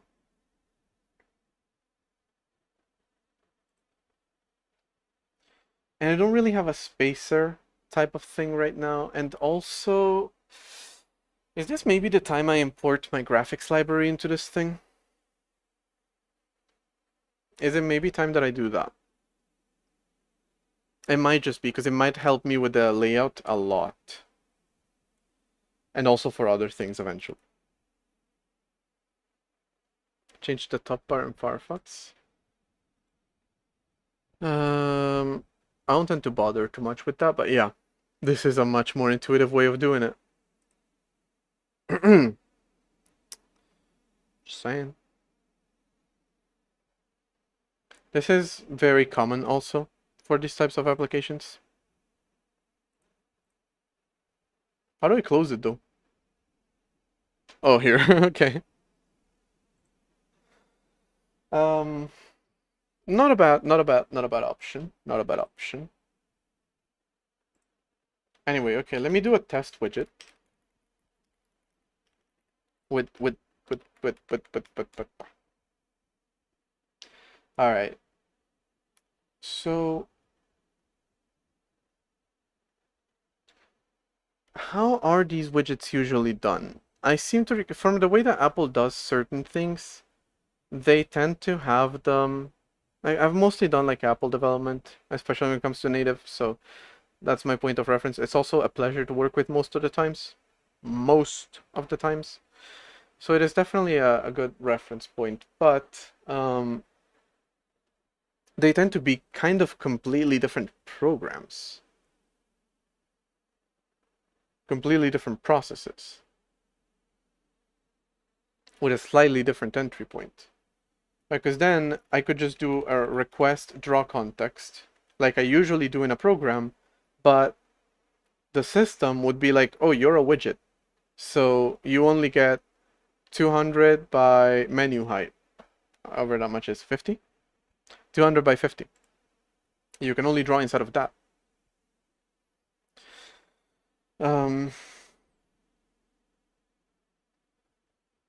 So that would be an interesting way of doing it. But should the widget be able to communicate with your program? I feel like it probably should. So, all right, so those are little considerations. But again, I just want to build a little mouse tracking tool because I am bored and I decided I wanted to do that pretty much. So I'm going to just manually do that. All right, so that just becomes test widget. And then I'm going to figure out the architectural way of doing it later. So let's build a prototype and then make it work properly. So right now we're just going to inject a context into it, instead of it requesting one and getting one. There is a whole lot of like architectural to the whole like slash environment thing that I was talking about before. There's like a whole kind of, my God, my nose is itchy. A whole architectural consideration on different processes or different threads running in completely different environments. Meaning in the terminal, in a window, in the menu bar, all of that stuff. So I don't particularly would love to think about that right now, so I'm not going to do that. Let me begin with the widget to see if I'm able to get a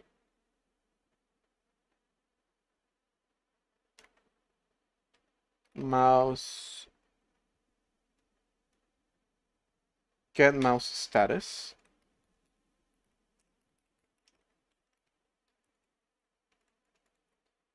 When does DFS OS drop? Are you asking about the distributed stuff specifically? Or the OS in general?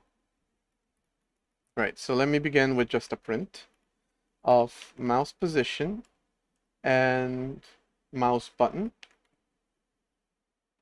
which I should be able to print as binary if I'm not mistaken. Data.raw.x, data.raw.y, and I should be actually getting full window because I am in a kernel environment Whereas an application is usually sandboxed to only working within its own environment. Um, User space, I mean, can only see the mouse inside of its own environment, which is a little bit not fully works like that, but it should anyway. Kernel space should be able to see all. OS in general, you can already use it. I dropped the Git link a little bit earlier. Let me know if you need it again. But of course, it is under active development. Although I do have a plan of it making it my main development OS for the end of the year. So that means replacing Z with my own code editor and not replacing a compiler. So instead just having an architecture to like defer compilation to Linux. Might make things a lot slower, but I don't have to deal with Linux.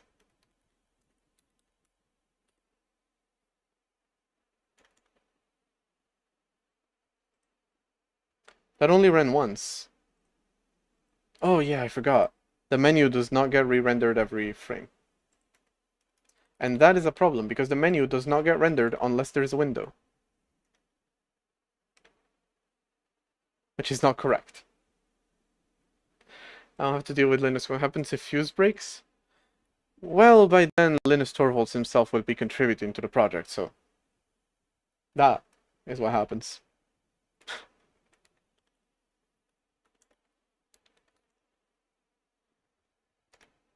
Alright, there we have it, and it is refreshing every time. And I think I did something wrong. Oh, something is way off. Because when I move the mouse buttons change. I'm also on Twitch, yes. Hold on. While I'm at it, dropping the Git link again. So it's a link to my entire GitHub, because I have a lot of projects. But Redacted OS is the operating system. Also the most popular one, so it's easy to find.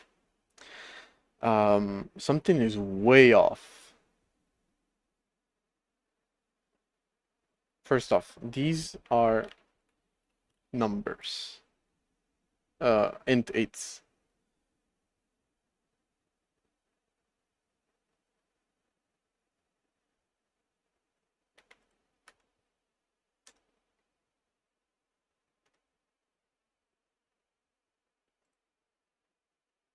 Okay, that's better. I'm not sure why the values were inverted. Anyway, these are not absolute positions, so that is not what I wanted. Although there it is, mouse buttons. Cool. All right. And then, so I don't need the raw, I need the position, which is calculated as absolute. Or not. Fucking hell. Convert mouse position.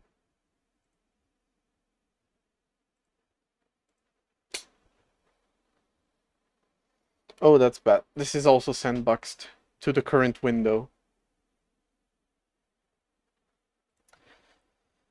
That's a problem.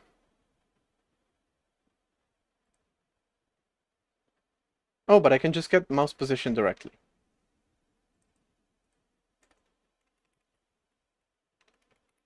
Since I am on kernel, I am allowed to do that. Although I need to get it from input dispatch. That gives me GPU point, position, P, and then I just get my position from there. Absolutely. Absolutely the whole position. Perfect. Now I do realize if I want to make a little animation, it is probably going to require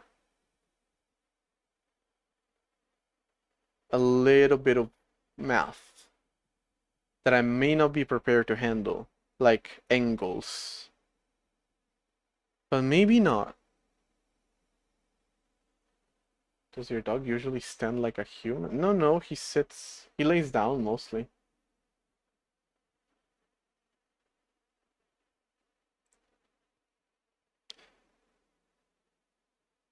Made you look, come on.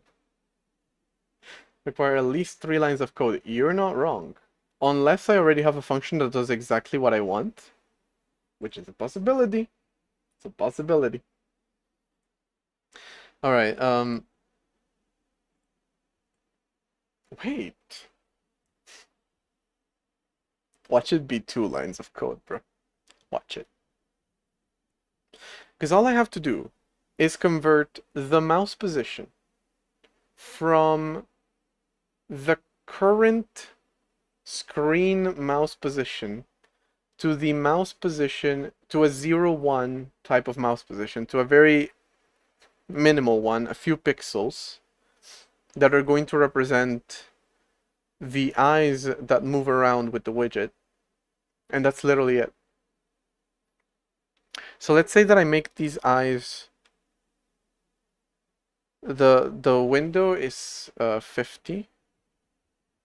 Right, so by the way, another thing.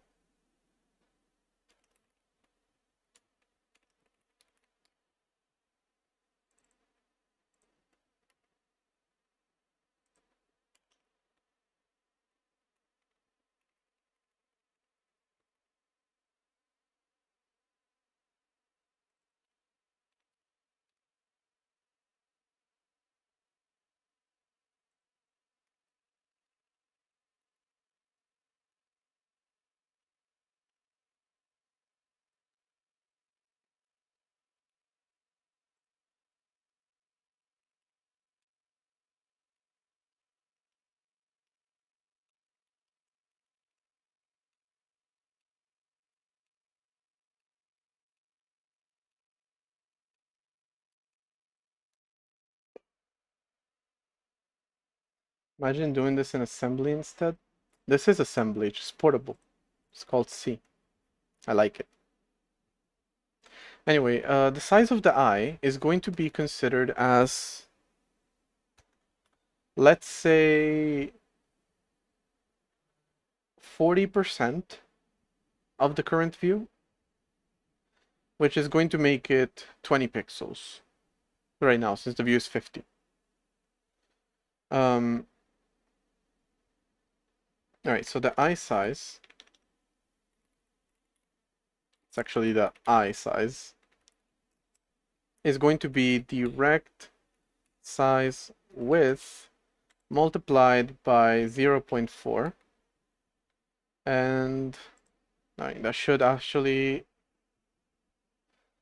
give us 20. And then we're going to convert these values from 0 to width and 0 to height as the minimum and maximum to 0 to 20 and 0 to 20, ideally. Which, if I'm not mistaken, is going to be itself times the eye size divided by the screen size, which is going to be the context height, actually. And then the same thing happens on the y-axis. Although the first one was width, not height. Right, so that should give me normalized values. Though it would probably be better 0, 4, 5, 6, 7, 8, 9, 10, and boom.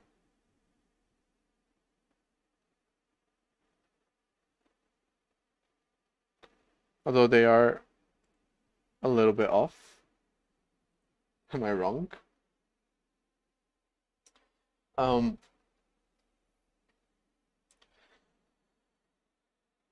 don't like working with hexadecimal, man. I'm tired today. I had a lot at work. Don't make me do math, man. Oh, 20, okay. It goes to 20. No, we're good. See, I was thinking 10 in my head, so I was like, why does it go above A? But no, it needs to go to 20, so it makes sense.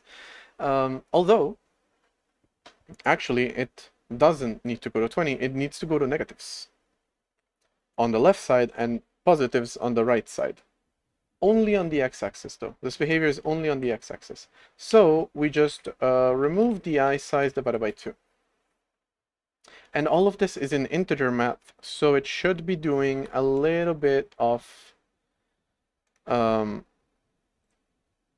the clamping for us, all the rounding for us, I mean. Minus 10, go here, 0, go here, 10. Boom. Now, I'm going to take a break because I could keep going, honestly, but there's an ad coming up, and I want, this to happen while people can watch. So I'll be back in 3 minutes.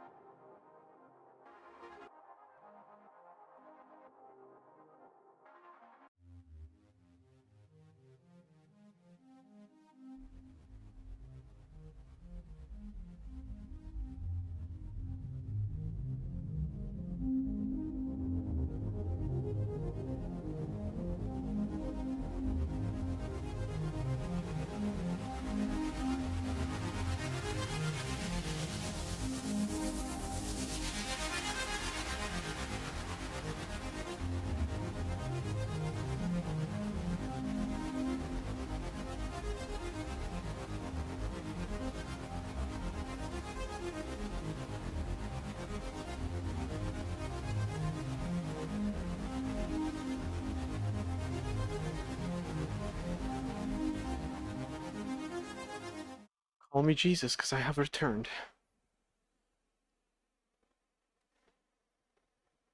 Okay. So, I'm implementing a mouse tracker for no goddamn reason other than to create a test widget in the menu bar. Because there's nothing going on there. That's boring. So, we're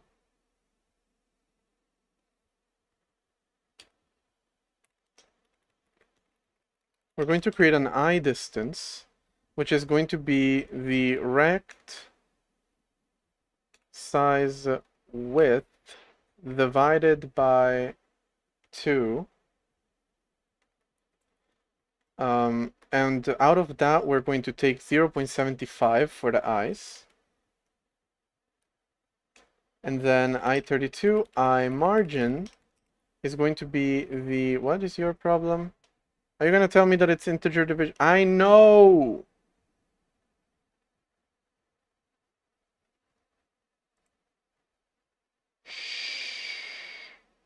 Clang. You clanger. I am literally doing an integer division because I'm working with pixels. So even though it won't be super accurate, it's pixels, which are integers. So it will round it for me. So, clanger. Anyway, the eye margin is going to be the eye size times 2 plus the eye distance. Subtract that off of the total width and divide that by 2. So that is going to give me the space between the eyes, the eye distance, and the eyes. All right.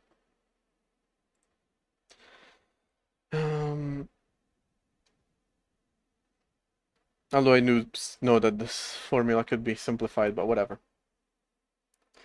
Okay. Oh, by the way, this is going to be pupil size, which is going to be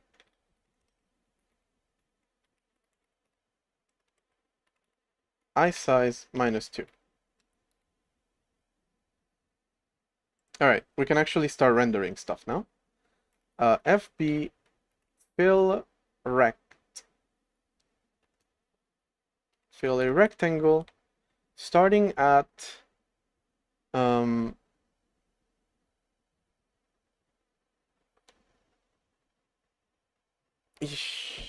kind of forgot to do the vertical, but it doesn't really matter. Starting at the eye margin.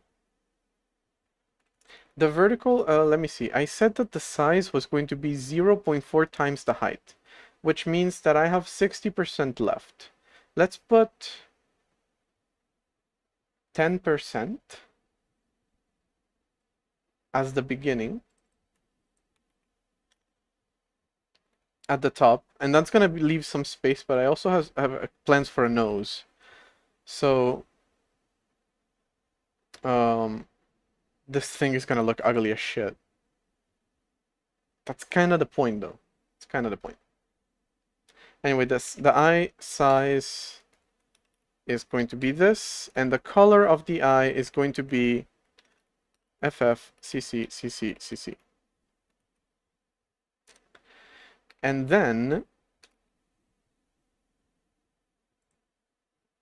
inside of that, we're going to put eye margin plus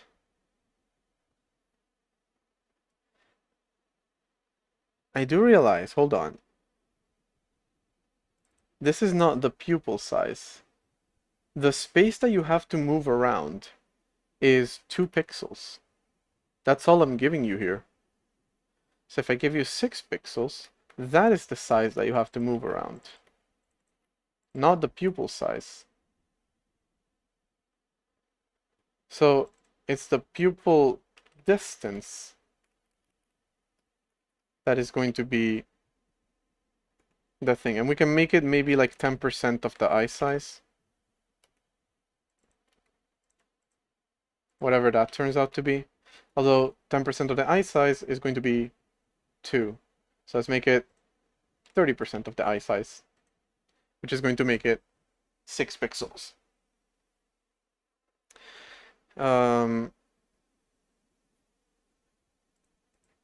Right, so you move on the I margin plus px. You move on this thing plus py. And it's going to be the eye size minus the pupil distance.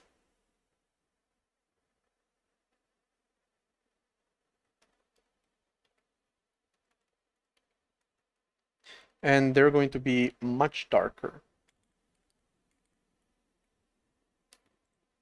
I'm terrified for this. This is gonna look like... Oh shit, there it is! It's, I forgot. Yeah, the normalization that I'm doing here is actually not necessary. Although, wait. I forgot that all of it needs to be offset by this.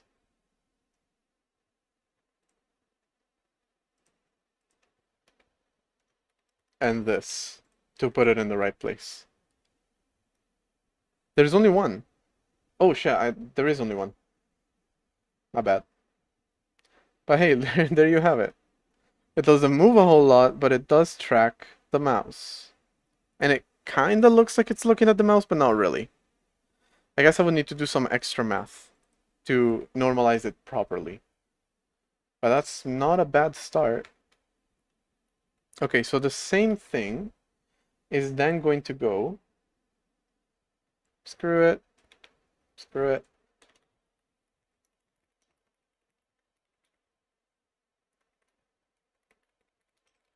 Why did I want to make that a macro? Oh, so I don't have to import all this thing? That's why I wanted to make it a macro.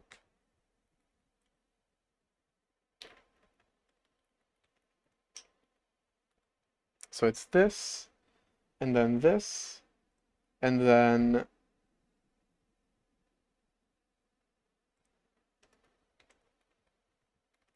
that.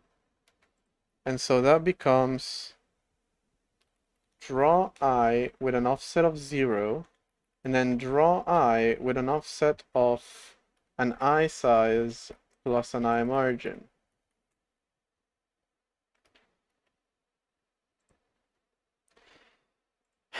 That's it.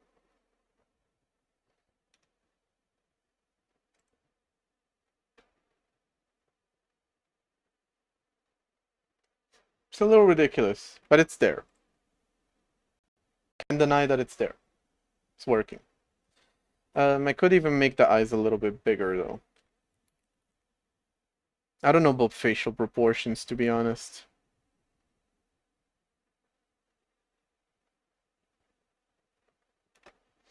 Anyway. Then,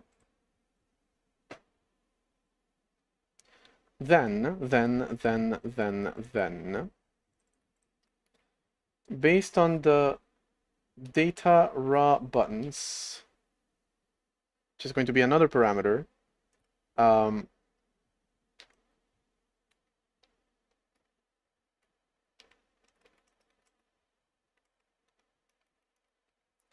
based on this thing, let's see if I did that right.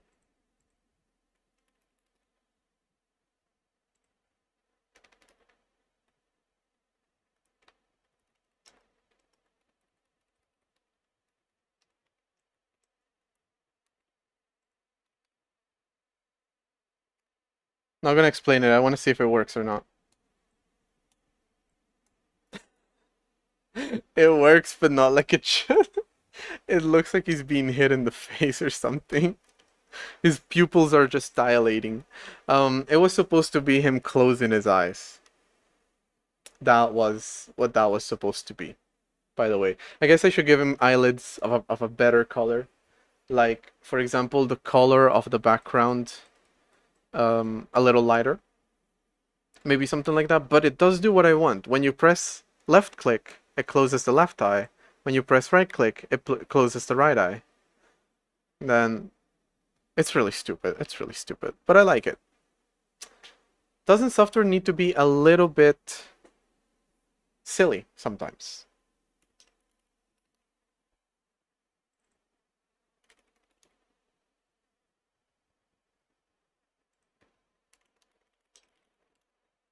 background color, right? So the widget has a sense of seriousness to it. Anyway, your background color is going to be this one. Although it's really not because I'm using these debug colors. Right, but I need to do it in both. Now, otherwise the pupil is going to show. And maybe remove the debug colors. Which are this one and this one.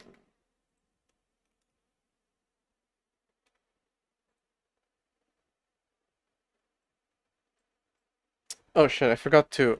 Ugh, that was so stupid. I forgot to actually make them lighter. And by the way, this is why I really like keeping my colors in BGRA format instead of ARGB or RGBA format, because then I can type them out in hexadecimal as ARGB. Because of little endian, it gets flipped around.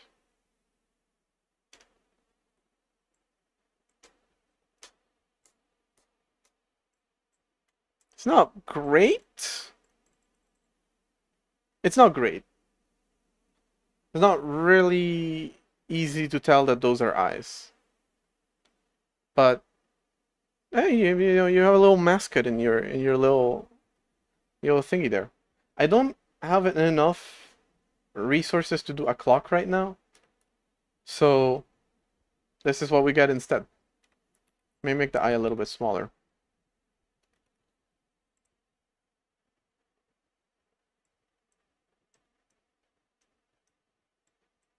Oh, that's better. Alright, let me try giving him a mouth. This is always a bad idea. Don't ever give it a mouth. No matter what it is, don't give it a mouth. That's usually a bad idea. Anyway, the mouth is going to go at the eye margin. That theme is Synthwave 84.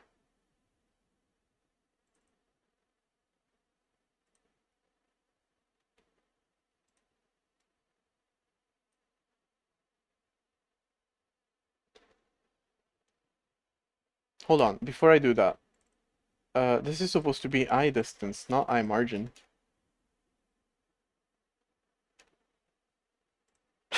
That was actually better before. No, no, no, no, no.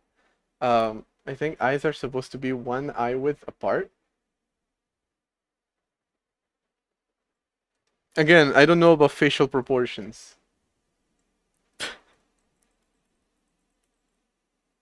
I know this one's wrong though.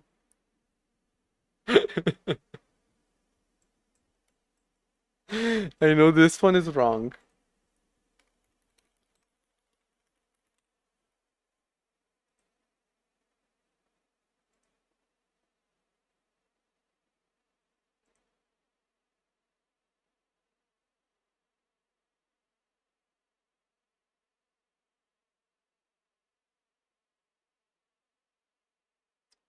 Almost. According to this thing, which I just realized is called Asian facial cosmetic surgery. I did not realize, by the way, how problematic these search results could be. This is nothing compared to what I'm immediately remembering could be coming up here.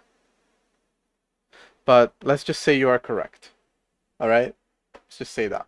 So the eye distance is actually the same as the eye size. I can just get rid of it.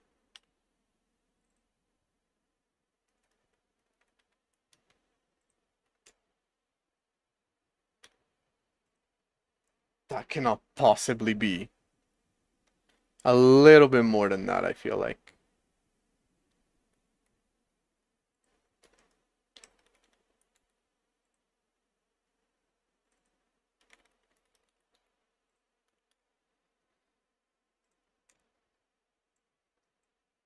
That looks better.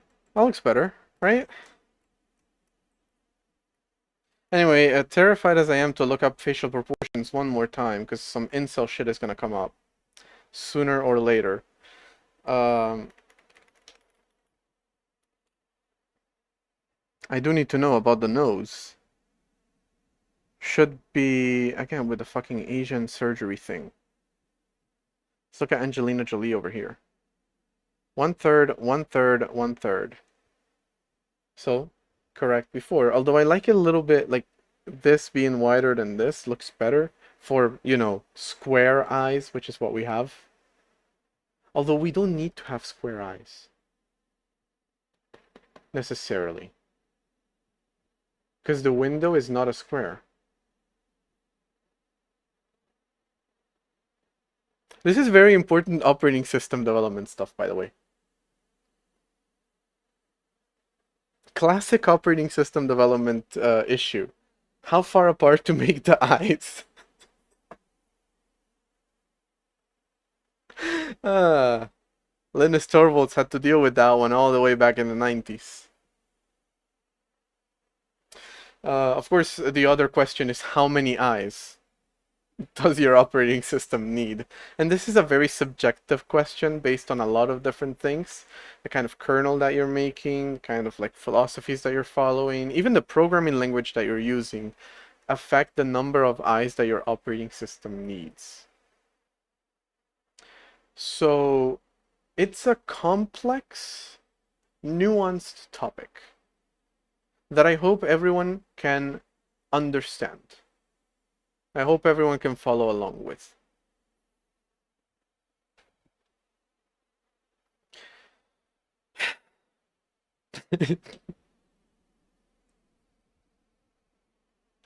We had the fucking operating system development looking up facial proportions.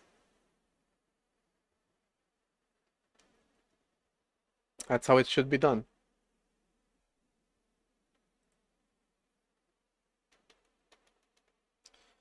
I'm going to keep them at 1.1 the eye size. I feel like that looks better. And maybe at the end I am going to want to use a different height for them. But I feel like that's gonna look super cursed. So no. Also, when people tend to draw stylized eyes, they tend to make them more round.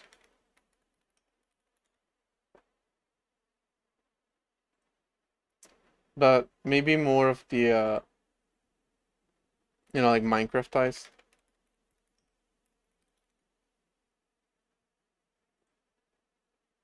They're squares. Although the villagers are rectangles. That's because the fucking unibrow is covering everything else. This is also drawn as a rectangle.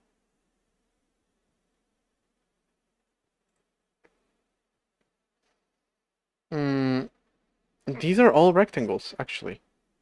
Yeah, now that I look at this again, this is wrong. This does not look amazing. What is happening here?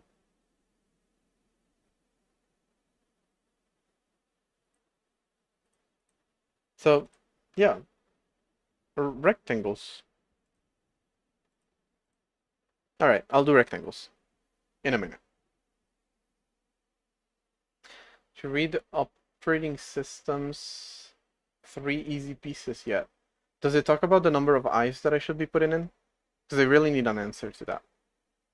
But no, I haven't.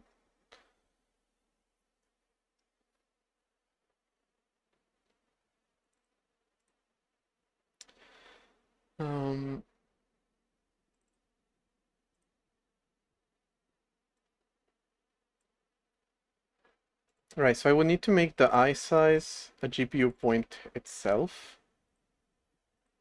The eye distance should be based off of, no, not a GPU point, a GPU size. So I can use the width here, the width here, the width here. Then I'll have to fix the other thing. Apple really innovated with the iPhone. Oh my god! That's not even bad.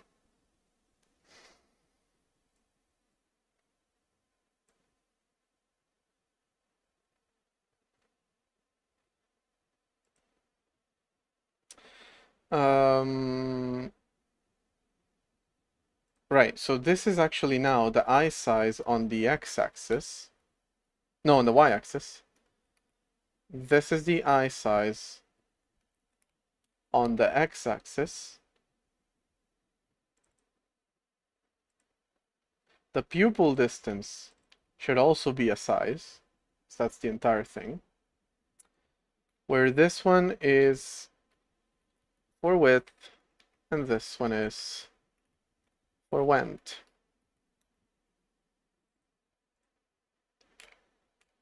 Width, height,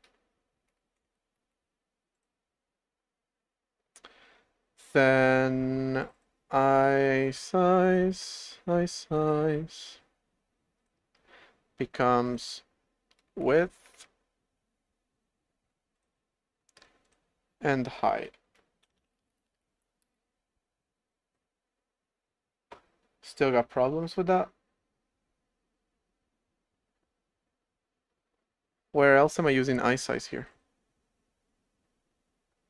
Oh, is it pupil size? Pupil distance, yeah. The width, the height,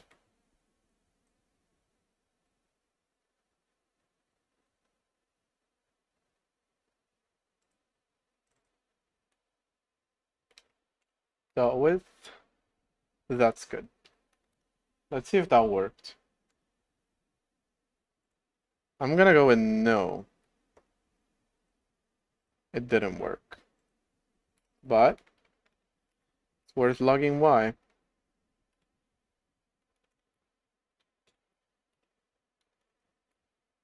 So I have to rethink all that math. Pretty sure.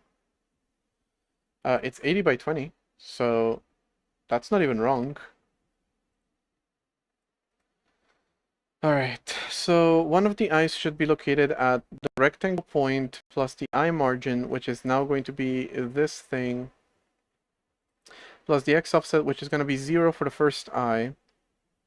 Then located at the y-axis. It's a little bit unclear. There. With 80 and 20 and that color. So that feels correct. And even if it isn't, this is being rendered on top of the menu bar, which is being rendered on top of everything else. So it should be rendering,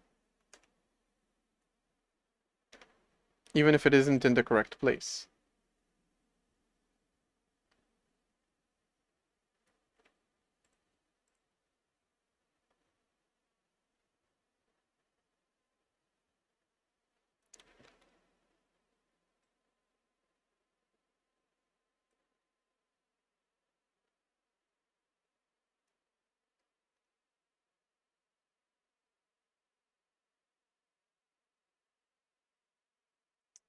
Okay.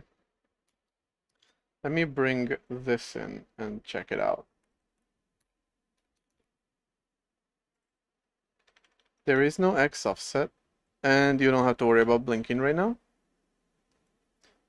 All right, so print these values for me.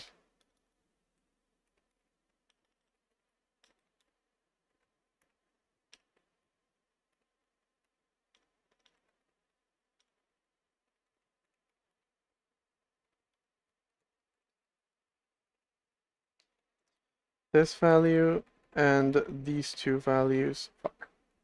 These two values. See what the values are. Minus 2,000, 2 million. No, that's wrong.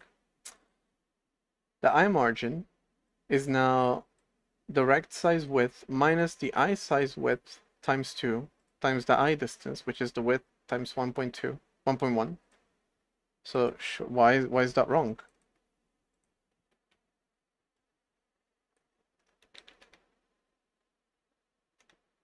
Why is it so large?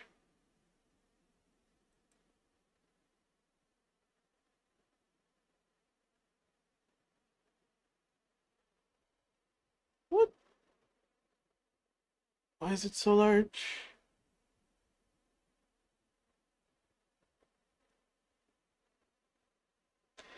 It's the width, which is 80, the eye distance, which is 80 times 1.1, and this is 160, and then divided by 2. I don't see how this is going to be a problem kind of calculation.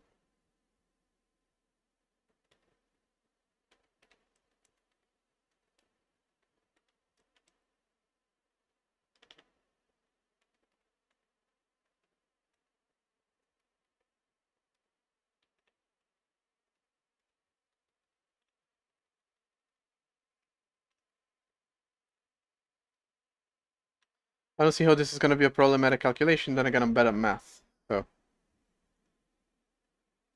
it's 200. Oh yeah, I'm making them too big now.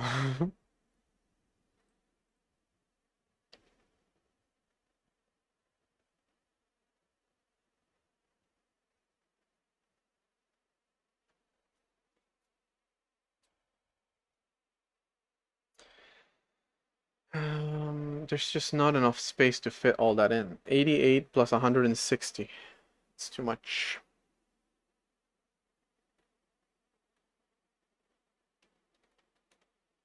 This calculation made sense when it was done on the width based on the height, which we know is a lot smaller.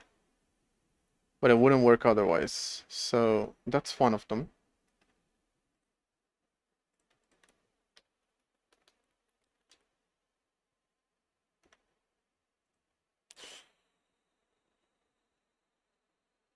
I did all that and then I hate them. They look like shit, man. Nah. Absolutely not. They look shifty as hell. Okay, I wanted to give it a nose or a mouth. Do I really want to do that? So then I can make them bigger.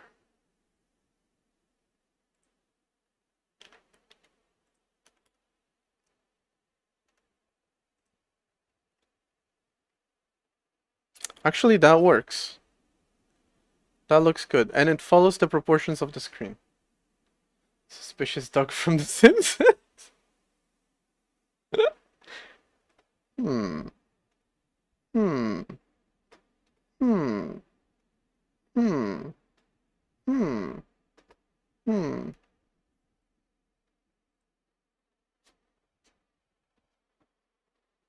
Okay, so making them taller works, but then I don't think I can ethically fit a mouth in there. So he's gonna have no mouth and he definitely must scream. Just look at what I'm doing to it. Poor damn thing. Well, let's see if I can fit a mouth in there. Right, so at the risk of the eugenics website one more time. The mouth is slightly bigger than the eye distance. Taking a percentage position of the X and Y and converting that to the smaller chords inside the eye. Yeah, that's pretty much it. Essentially taking the coordinates of where the mouse is relative to the screen. So normalizing that by dividing it by the size of the screen and then multiplying it by the size of the eye. Of the pupil. Throwing body parts all over the place. Operating system development!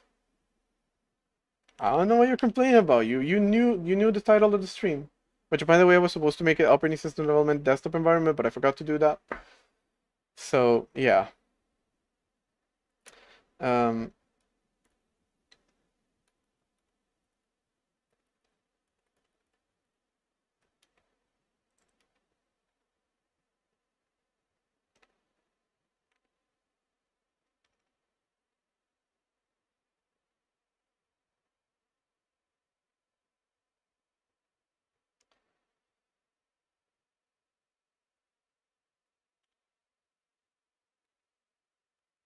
Join when you got the notification. Okay, fair. Thanks for your support, I guess.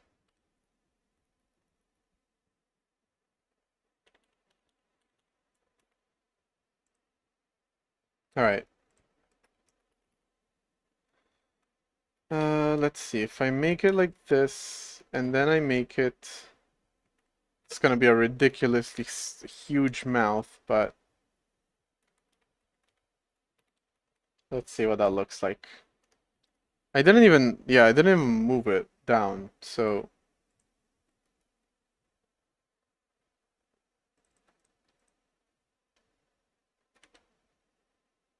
I would say same height as the eyes. So the eyes need to fit like that. He has a large mouth and he screams often.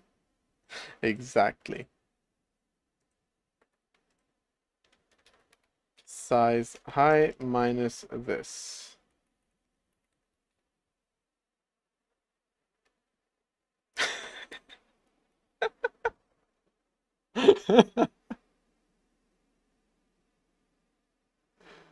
No, no, no, no. Middle mouse click should make him scream. Why do you think I'm adding a mouth?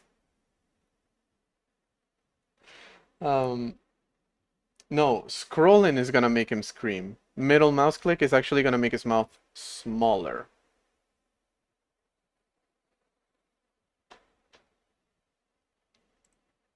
So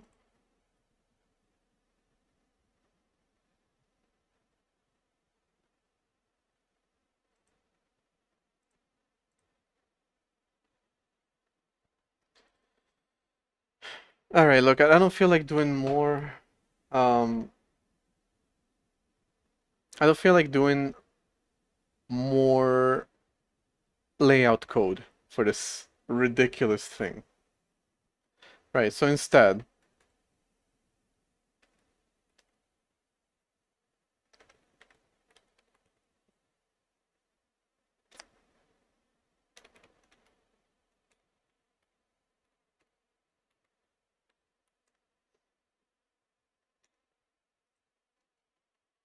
it's just 1 pixel, isn't it?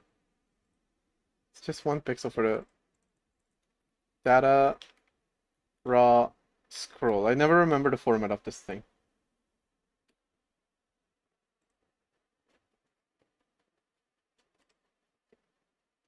It's 0. Why is my scroll 0?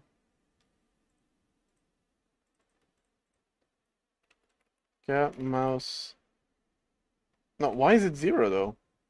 Yeah, there's a zoom going on here with scroll. I can get it like this, I think. See you every day. I didn't know what this project is. Don't you know operating systems have eyes? Big Brother is watching.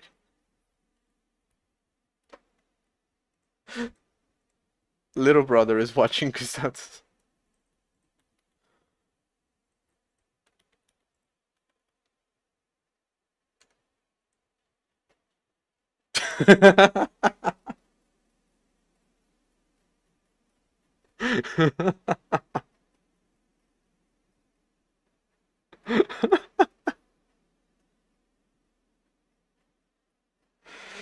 Look at him.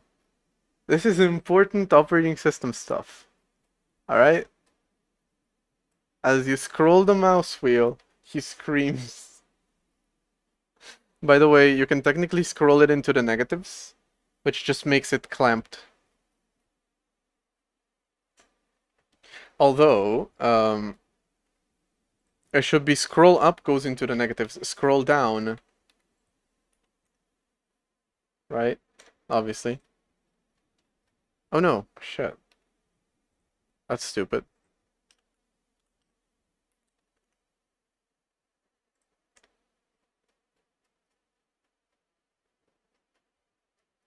That's good. Yeah, so there you have it. He screams. I scream, you scream, we all scream for Redacted OS.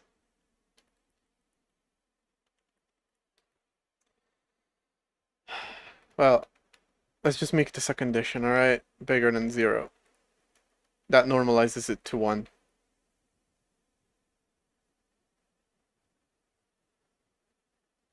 Although,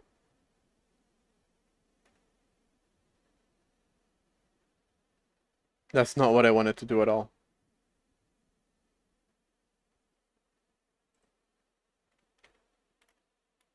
It's supposed to be like that. I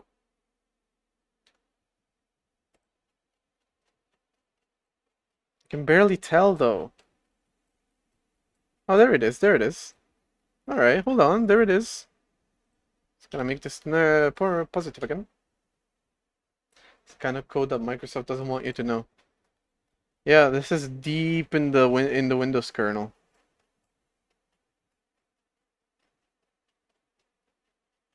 Is that too subtle now? Let's look at it in full screen.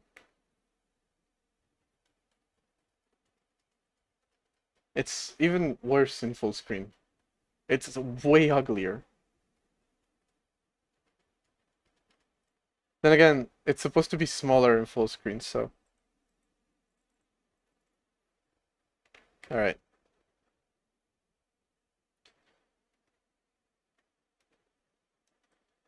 Is he made out of the OS, or is the OS made out of him? He screams for he does not know. Yeah, exactly. Anyway, mouse button.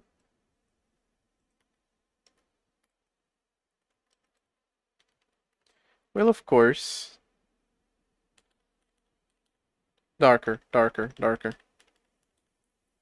Make his mouth reddish. That's his tongue. This poor guy.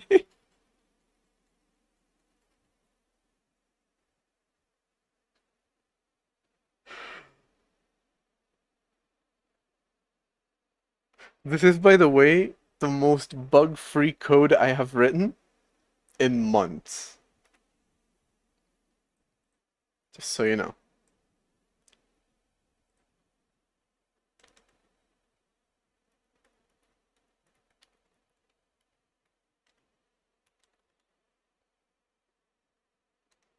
Size change is almost 0. Yeah, that makes sense. Unfortunately.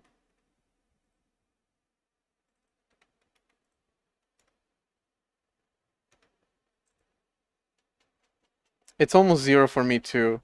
Mind you, you can kind of see. Hold on. Oh, where are you zooming into? Oh wait, hold on.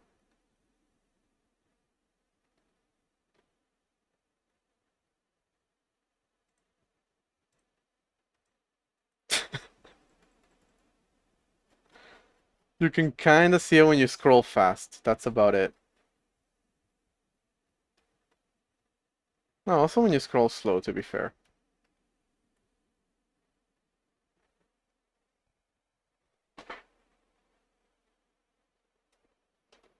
I think we've done some great work today. I think this was absolutely so important. Because again, I would need network access to get an accurate time reading. And I can't. Literally all I need is the network access. Then I would immediately get it. But on Linux, it's a pain in the ass to set it up.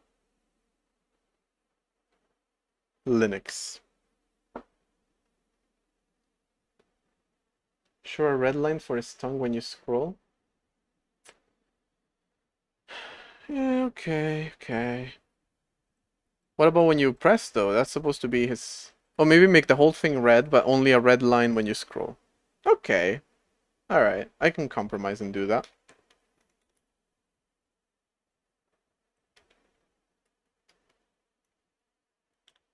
No, keep that as it was.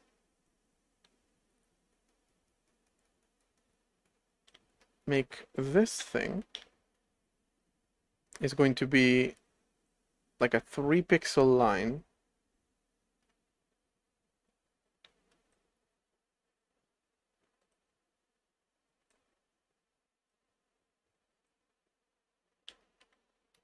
There. Oh, I forgot to actually like make it scroll.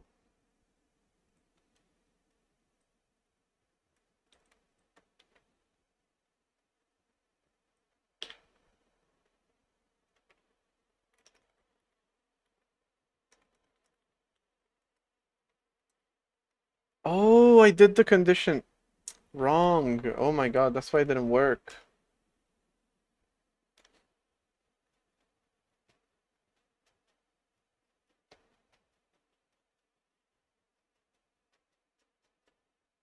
I feel like that is, again, not super visible on stream. But there you have it. He has a mouth, and he could scream if you press the middle mouse button.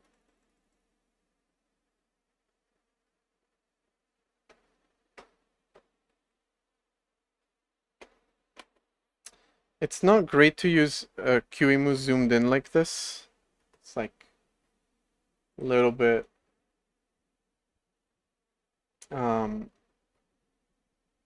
janky because it's scaled up and not correctly. So again, what's the correct screen resolution here?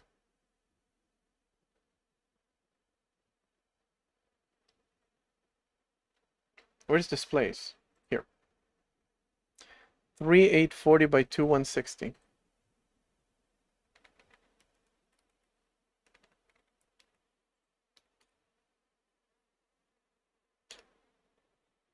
No!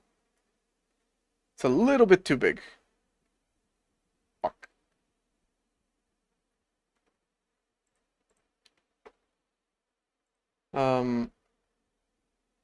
Let's take 300 out of each. That probably won't keep the proportions correct, but it doesn't matter. Is it more visible now? Kind of. I should just make it bigger. Half the size of his mouth.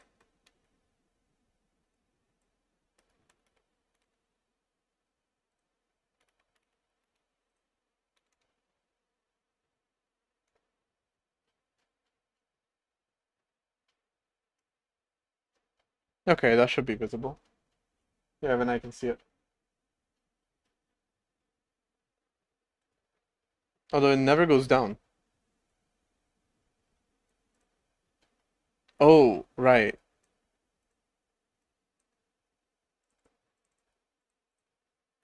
Yeah, I'll fix it eventually. Although, now that I realize my logic for the size of the mouth was wrong, do I want to do it correctly this time?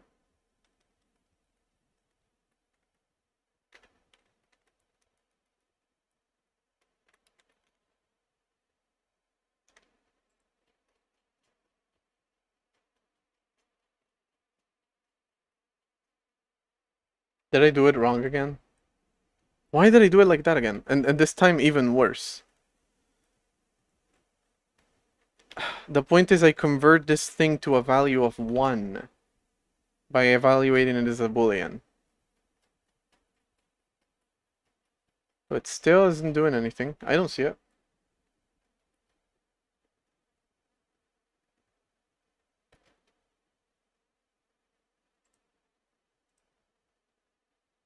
It's a bit hard to work like that. That's not changing at all.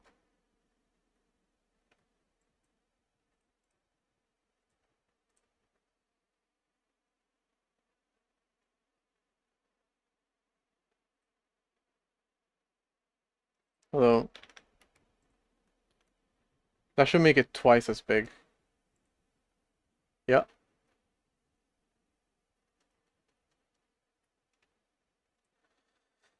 Right, so just keep it like that.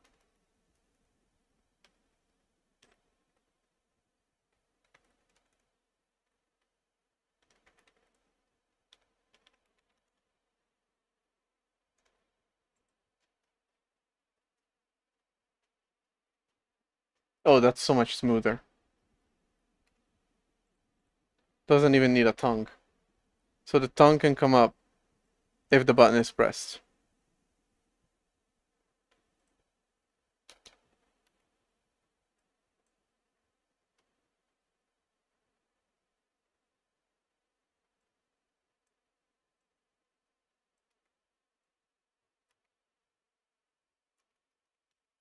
So I believe that is the condition.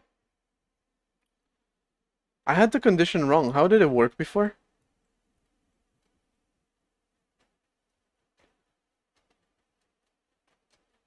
Okay, that is good. Kind of. Still needs a little bit of work. But hey, the OS has a widget. Look at that. Isn't that amazing? Isn't that beautiful? Isn't that the most important widget you've ever seen?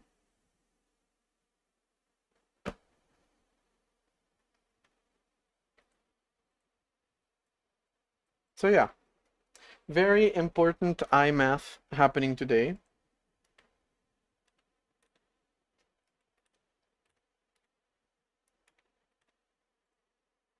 Um, all that just to make the stupidest little widget. And I still have not solved the issue of how should widgets work, but that is up to me to answer through a little bit of research. Because again, I know Apple tends to do them as mostly separate um, components of your application. Right, so I want to review some old code that I may have doing something like that. Not one of these widgets, but one of the, if you have an iPhone, notification widgets that you get. The ones that show up in your home screen. So I've done that before. That may be helpful for reference. I mean, if I start a timer, it should show one. I mean, this thing, that black and yellow thing, as well as one that can come up in the dynamic island. So, I want to review how Apple does that internally. Desktop widgets as shared libraries, and you load a certain set of functions like widget init and stuff. So from your program's main application, you load that.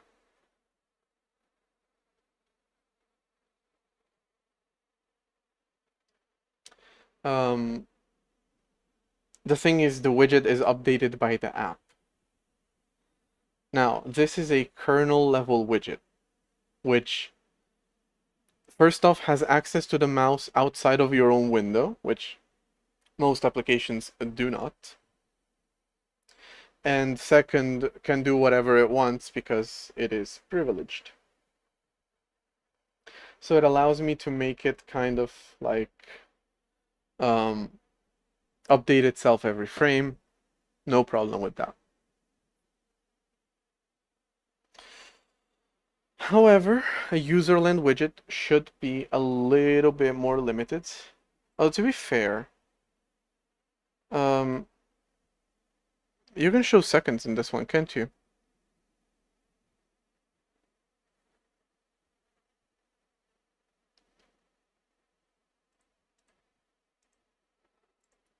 Well, I don't know about this one, but sometimes you can.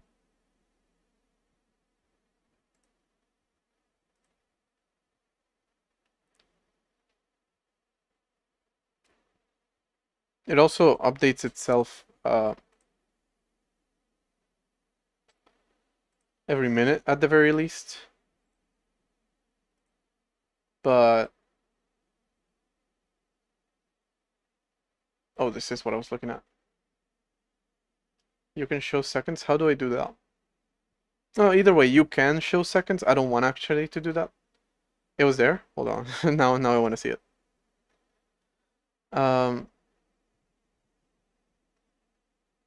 Oh shit. Okay.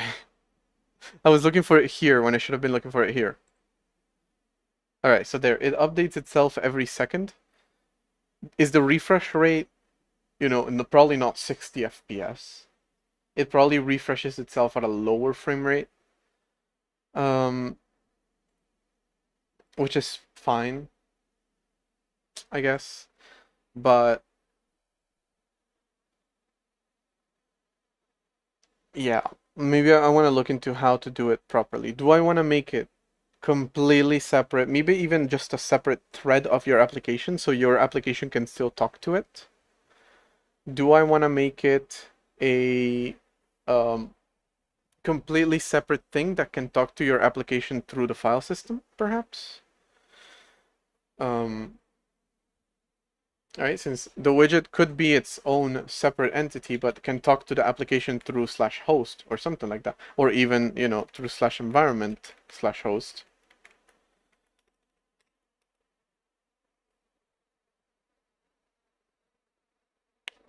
Yeah, they either get a refresh rate or a couple times per second. Yeah, I agree with that. Some don't need to update a couple times per second at all. Some are probably event-based. Like, the volume one is not going to update until I actually change the volume. The clipboard one is not going to change at all. The OBS and the other one are only going to... Well, the OBS one is going to change when I stop streaming. It's going to remove the red dot, but then the other one is also going to... Well, the OBS is going to disappear when OBS closes. So yeah, I want to consider, do I want to make it its own thread, its own process? What do I want to do? I want to consider that. And then I want to consider how to do the menus. And again, I want to see SwiftUI toolbar menus.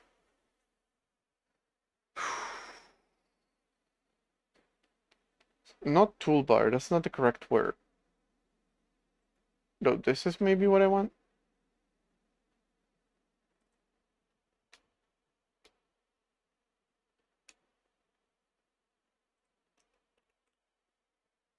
Since I do also have that question to ask when it comes to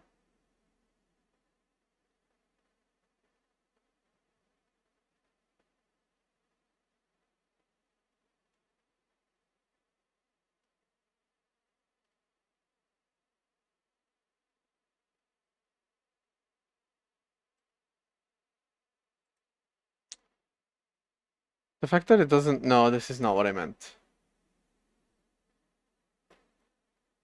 Menu bar. Thank you. That's the word I'm looking for.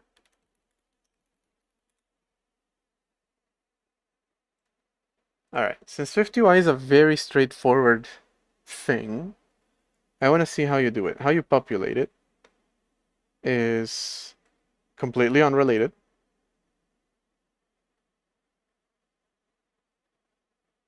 Why do you keep showing me code that has nothing to do with it? This is just init code.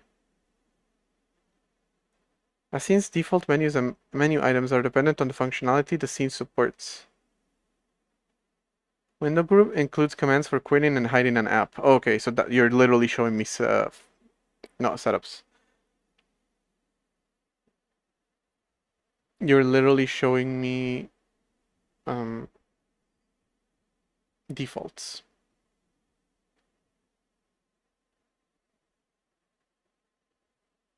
The settings scene. I didn't even know there was a settings scene.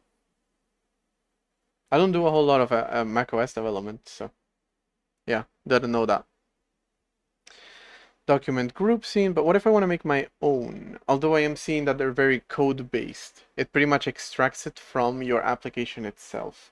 That is not how it should work here, because this is SwiftUI.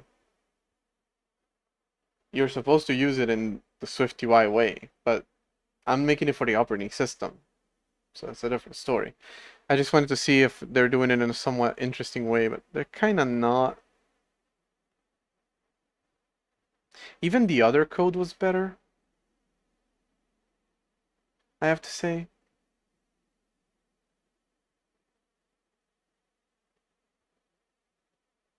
Command menu actions. Okay, so kind of this.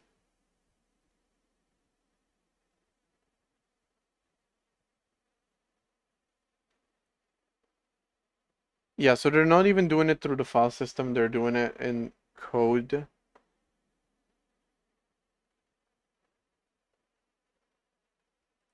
But that is not really the problem. Although, what they are doing is essentially, in this thing, I associate code to it. So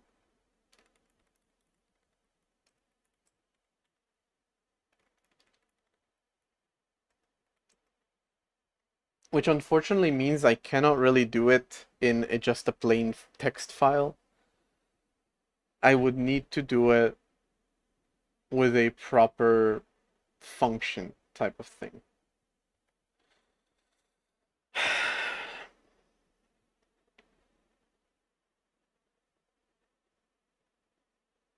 For this, if I want to do it like that. All right, what about, is it, Mac is really the only one that has this kind of behavior. Because other applications, maybe the framework that you use allows you to make this somewhat easy, gives you a lot of the boilerplate to do it, but it doesn't change the fact that, like, in Linux, the menus are actually part of the application, right? Maybe they're not, because they're on the same level as this thing.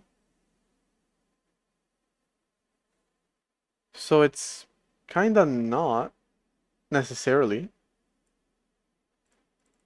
All right, let me look up X11 menu bar. See if I'm correct about that. Not really.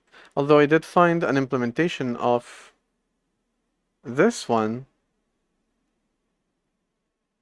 So how do you do it? That still answers my question, actually.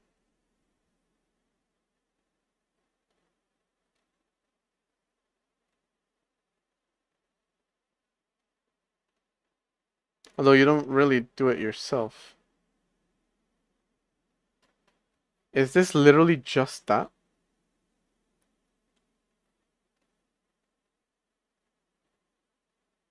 No, wait, here it is.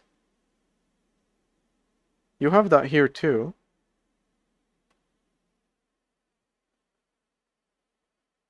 There's a DE called Budgie that has the same sort of look.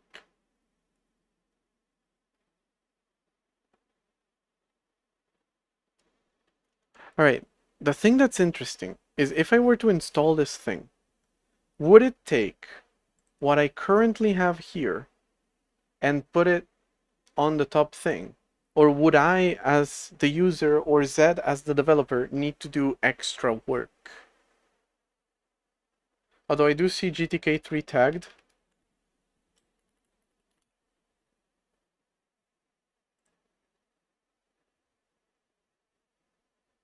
Oh my god, look at all those subclasses of subclasses of subclasses of subclasses of subclasses of subclasses of subclasses of subclasses.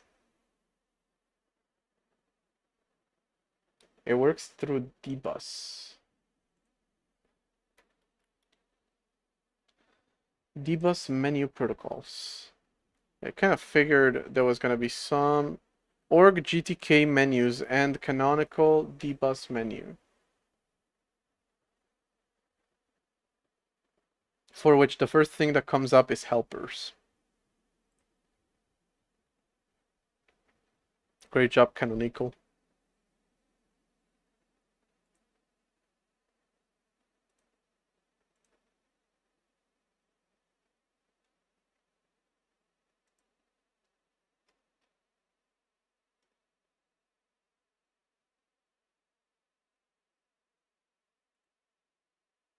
Any examples in the code?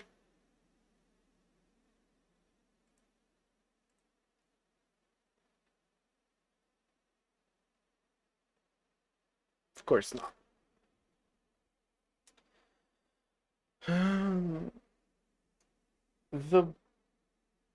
The thing about doing it through the file system, allowing you to define just a text file, and then giving me that text file, and I'm like, yeah, I'll make menus out of this, is that I can then go and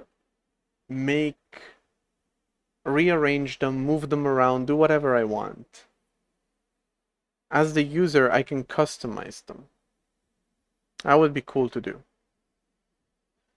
It would need them to be text-based then, where I give you this thing, this thing, this thing, this thing, this thing, and you parse it. Um,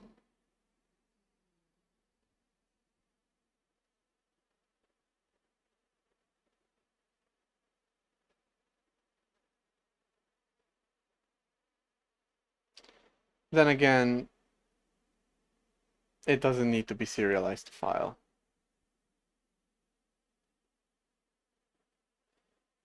Each file be a menu item and the contents define what to do on a click. That's another thing that I considered for sure. Would it be too much? Not necessarily. And it would make applications really fucking scriptable.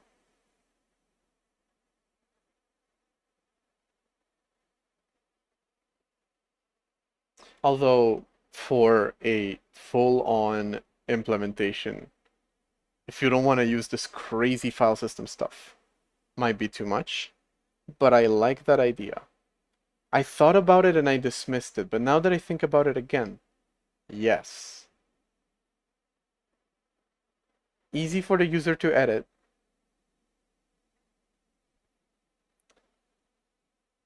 Easy for the system to pick up. Easy to do search, traversal, everything through. And easy to define what it does. You could also alias them. Another easy thing for the user to do, right? If I just make a new one that is like quick access, new window that aliases to file new window.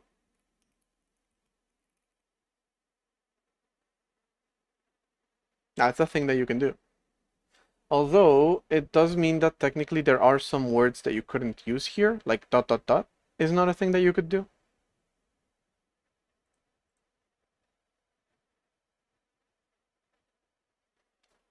But through aliases, you could do something stupid and smart like this. And then the contents literally just define a virtual function to point to. It still doesn't really solve that problem, I guess.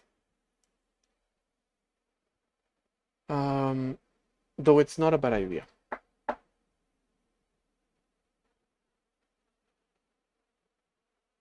Because just the existence of the files is all we need. Then the rest is entirely handled by the file system. You know, a write to the file means access the thing, or a read to the file means access the thing. So the file content is not even important. The file content could just be metadata or something, a tooltip, even. But the act of writing to it triggers the actual function. Something like that would be possible. It's a little out there, but I kind of like the idea. All right, I'm going to think about it because it's a good place to end the stream. And definitely consider it because I'm liking it. Everything is a file. And frankly, yeah, it has overhead. File system has overhead. I've established that a lot. But you know what else has overhead? Literally everything else in the system. So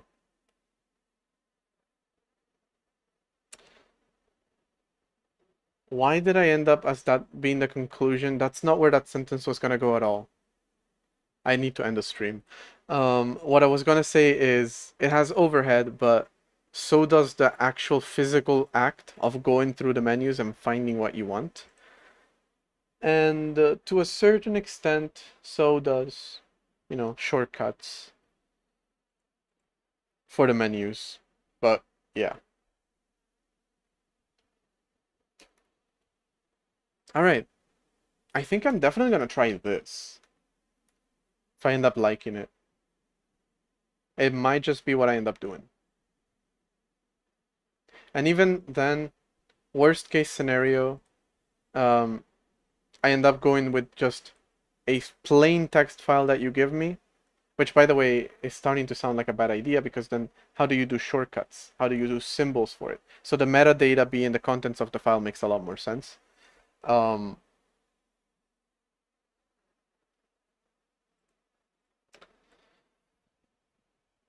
Yeah. Even if I ended up doing it just plain text, I would have ended up giving you slash. White space being significant. Yeah, true. Although normally file systems handle white space. Does mine? I don't feel like checking it out right now. Full disclosure. But I think it should. Technically, nothing's stopping it. As long as it's not a null terminator, it handles space just fine. So that should be a thing. White space is actually not significant in my file system at all. Although it will break in command line. There you do need to escape it. And either way it doesn't work because my command line processor doesn't actually escape it. My bad.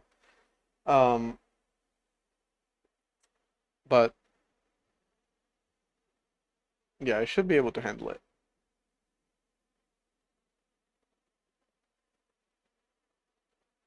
Two lines say file only separated by indentation in the open file. I don't understand that. When the code base is so big, Blood doesn't even remember what his stuff does.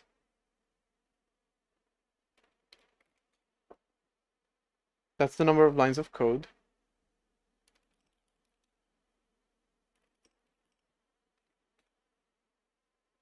And by the way, that's how long it takes to load, to build. Two lines say file only separated by indentation in the open. Okay, yeah, I see. No, you get the full path when a file is open, so that's not a problem. Okay, so we're good. Kind of. This would work. Definitely. I just have to think about it a little bit more. But it should work. So I'm going to think about this idea and come back to it. Maybe tomorrow, maybe Friday. Alright, so next time I stream, maybe tomorrow, maybe Friday, same time as always, I'll be working on the menus and widgets again. But hey, we did the most important thing, which is there's now a little guy. Alright, so that's gonna be it, everybody. Thank you so much.